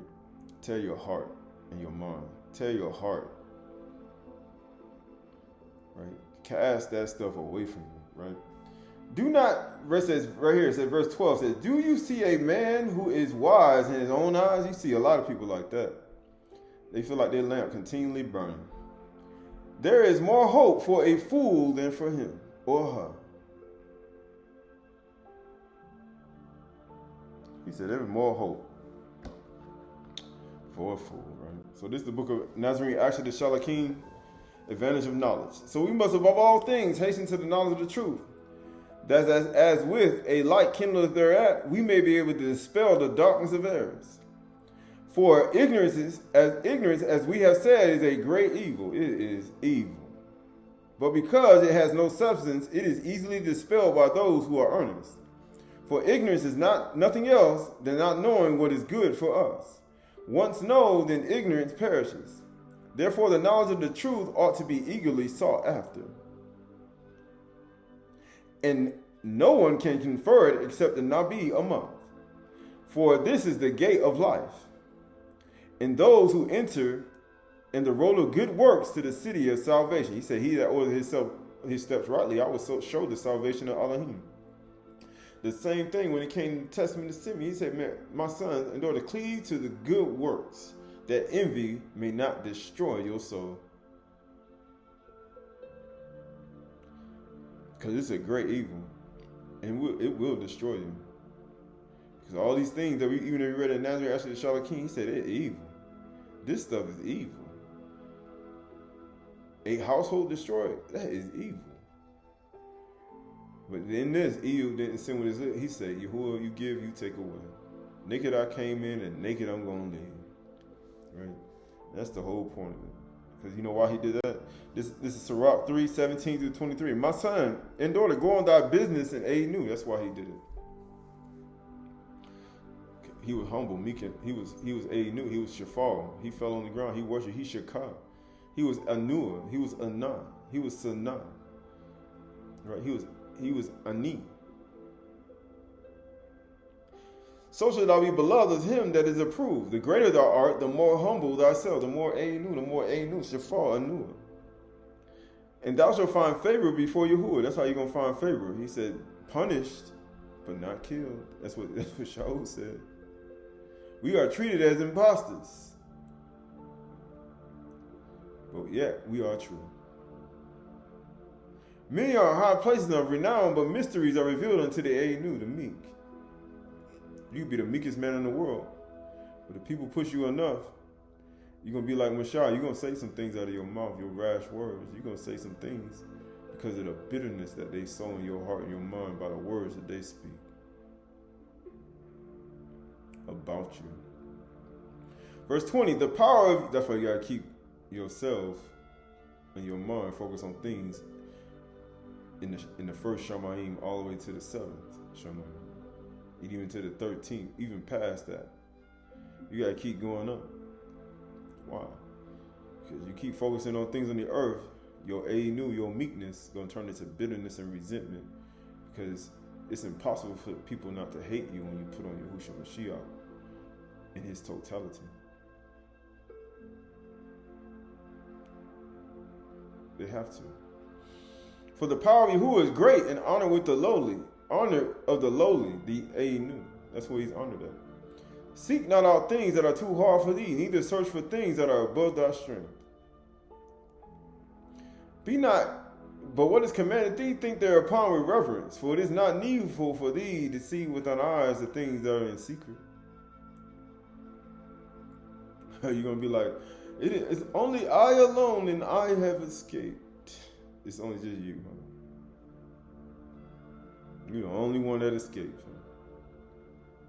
And it says, verse 23, be not curious in unnecessary matters, for more things are showed unto thee than men and women and children, old and young, understand. What? All right, so going to the book of, this is the last thing. This is the last thing. This is the last thing. This is the book of Ezekiel. Ezekiel chapter 36 and verse 1. Ezekiel chapter 36 and verse, where we at?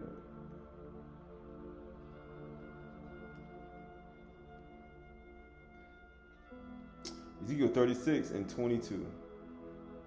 It says, therefore, say to the house of Yasharal, thus says Yahuwah Elohim, it is not for your sake, O house of Yasharal, that I am about to act, but for the sake of my Qahalath name, which you have profaned among the Goyim to which you came. He scattered you here. And I will vindicate the Qahalath of my great name, which has been profaned among the nations, in which you have profaned among them. That's what he did. People say, no, yes, you did. And the nations will know that I am Yahuwah, declares Yahuwah your Elohim, when through you I vindicate my Qahalath before their eyes. And I will take you from the nations, and gather you from all countries, and bring you into your own land. And I will sprinkle clean water on you, and you shall be clean from all your uncleanness. From all your uncleanness, even lewd. And guess what? And from all your idols. I will cleanse you, and I will give you a new heart. Tasha'y, right? And a new ruach, Tasha'y ruach, and I will put within you. It's going to be a new one. Because when you profane Yahuwah's name, you're not operating like Yusuf. Yusuf he had a ruach Qahalath, and he was compassionate. He didn't hold no malice against no one. You know what else he said? And I will remove my heart of stone from your flesh. You know how people got so much of a heart of stone? They think the things that happen to people, he said, these things happen to me because Yahuwah's power want to be shown. How much love do you have? How much submission do you have? Are you forceful with your words? How are you, when you're going through situations, do you force your way in? No, you have to flow like the river. When you're going through a situation, you got to flow like a river. You have to float down the river. Some people don't like to float. They don't like to use their yacht and their car and float and relax and be in tranquility while the things happen. Right? Sometimes these residue behaviors that do come into your life do manifest in so many ways. But then at the same time, you got to bring yourself into subjection and float down the river and be calm, because everybody does not have the knowledge of Yahuwah. Everybody knows the difference between their left and their right hand, their yard and their car. Everybody don't know it. And I will remove the heart of stone from your flesh and give you a heart of flesh. And I will put my ruach within you and cause you to walk in my statutes and be careful to obey my rules. You shall dwell in the land that I gave to your fathers, and you shall be my people, and I will be your Elohim, and I will deliver you from all your uncleanness. And I will summon the grain and make it abundant and lay no famine upon you.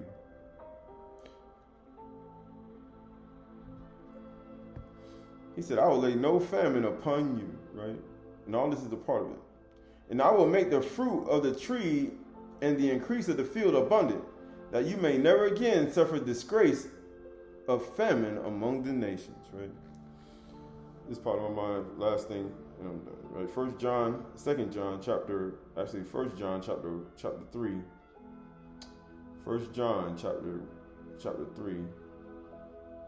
3 and verse 10. By this it is evident who are the children of Elohim and who are the children of Satan. Whoever does not practice righteousness is not of Elohim, nor is the one who does not love his brother or sister. Right? How you know what love is? Love is patient. Love is kind. Love is envy. It doesn't envy or boast. It's not arrogant or rude. It does not insist on its own way. It endures all things, hopes all things, believes all things. Why? For this is the message that you have heard from the beginning, that we should love one another. How you love people. And it says, we should not be like Cain, who was of the evil one and murdered his brother. How do you murder your brother? By false accusation and slander, and gossip and lying, and creating false and speaking evil of somebody. They ain't do nothing, and creating quarreling, and then creating fighting, and then playing innocent like you didn't start it, and then practicing the behavior of not taking accountability for your own actions and your own words. Cain, who was the evil one who murdered his brother, why did he murder him? Because he was jealous and envious of him, because he wanted what he had. He wanted to be accepted. And why did he murder him? Because his own deeds were evil. That's why he said all these things are evil. It's raw. That's the only reason you spying out. That's the only reason he said you try to destroy it. Because your deeds are evil. And his brother's righteous. That's the only reason. That's the only reason you did it. But he said, I forgive you, though.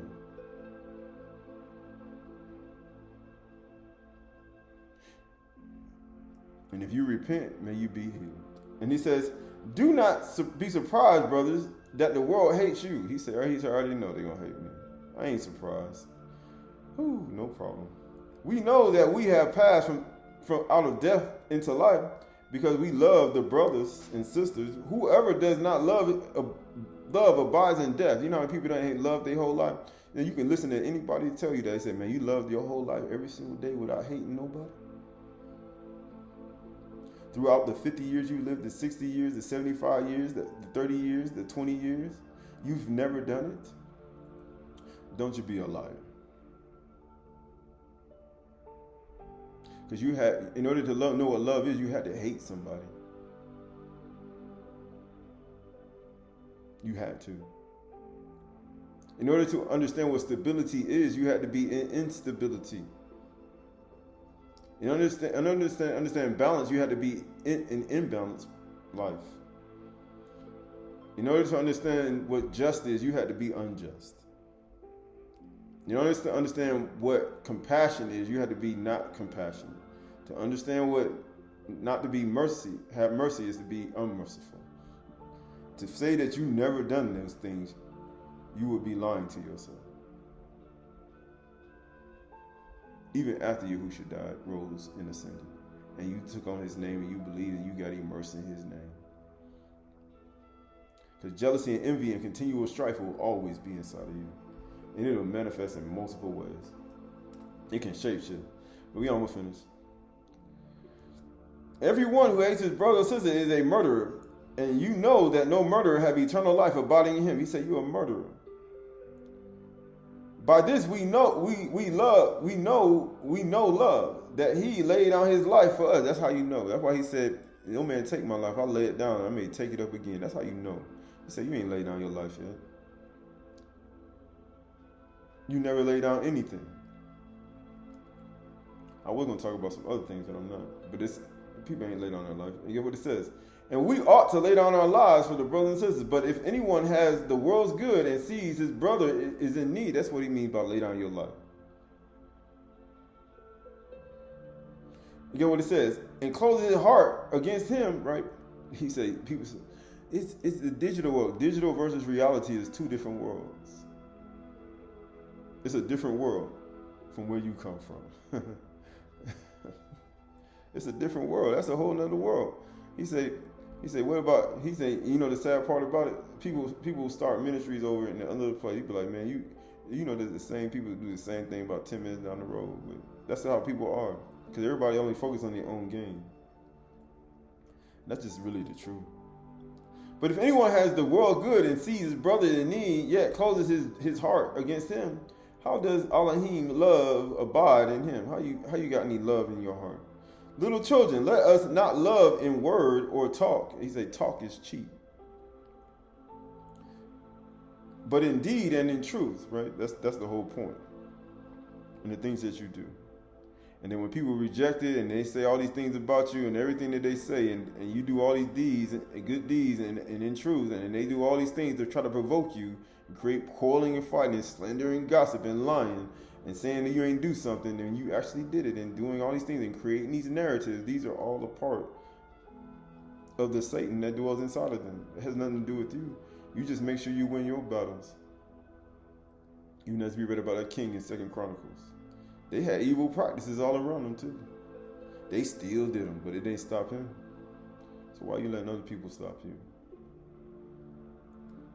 But this we shall know that we are of the truth and reassures our hearts before him. For whenever our hearts condemn us, that's when in your mind, your heart, your mind, your conscience condemn you. Elohim is greater than our heart and our mind. And he knows everything. He knows everything we do. Beloved, if our heart does not condemn us, we have confidence before Elohim. And whatever we ask, we receive from him, because we keep his commandments and do what pleases him. Right, so we look at all that. We look at Yahushua Mashiach. We look at the light of life. We look at the understanding of Yahushua Mashiach and what it means for him to say, Yahuwah forgive them, for they know not what they do. But even as Aydah prayed for his family, he said, his children, his 7 sons and his 3 daughters, he said, Yahuwah forgive them, Father, for they know not what they do. But everybody must give an account for the deeds done in the body. Whether they be ta'ub or ra, whether they be good deeds or evil deeds, whether it be of love or hatred for your brother or sister, or a love for your brother and sister, or pretending love for your brother and sister, that you may catch them in something they said. Whether it be honesty or whether it be trickery, all must give an account for the things done in the body, whether they be good or evil. For we live in this body, we live in this body, but we are not of this body. We have a higher nature, and that higher nature sits in a higher Shamayim. And we should walk in accordance to the understanding of the truth, and not according to our own way and our own imagination.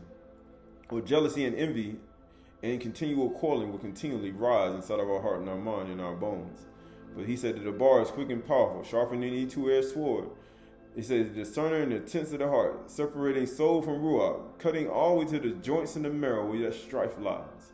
And once that strife is gone, that continual strife and that self-control in your tongue comes back, then you understand what true righteousness is. And you know not to say anything rashly or speak evil of no one. For he said, when you speak evil of somebody, just expect the quarreling to come back. And don't play innocent as if one didn't do it. Because Yahuwah looks at all the ways of man, and he can see our deceit in our heart. And don't expect to receive nothing from him until you confess what you have done. For we live in this world, we are not of it. And we should love one another even as he loved us. For the greater thou art, the more humble thyself, the Aydah, and thou shalt find favor before Yahuwah. Many are in high places of renown, but mysteries are revealed unto the Aydah. For the meek shall inherit the earth. The Aydah shall inherit the earth.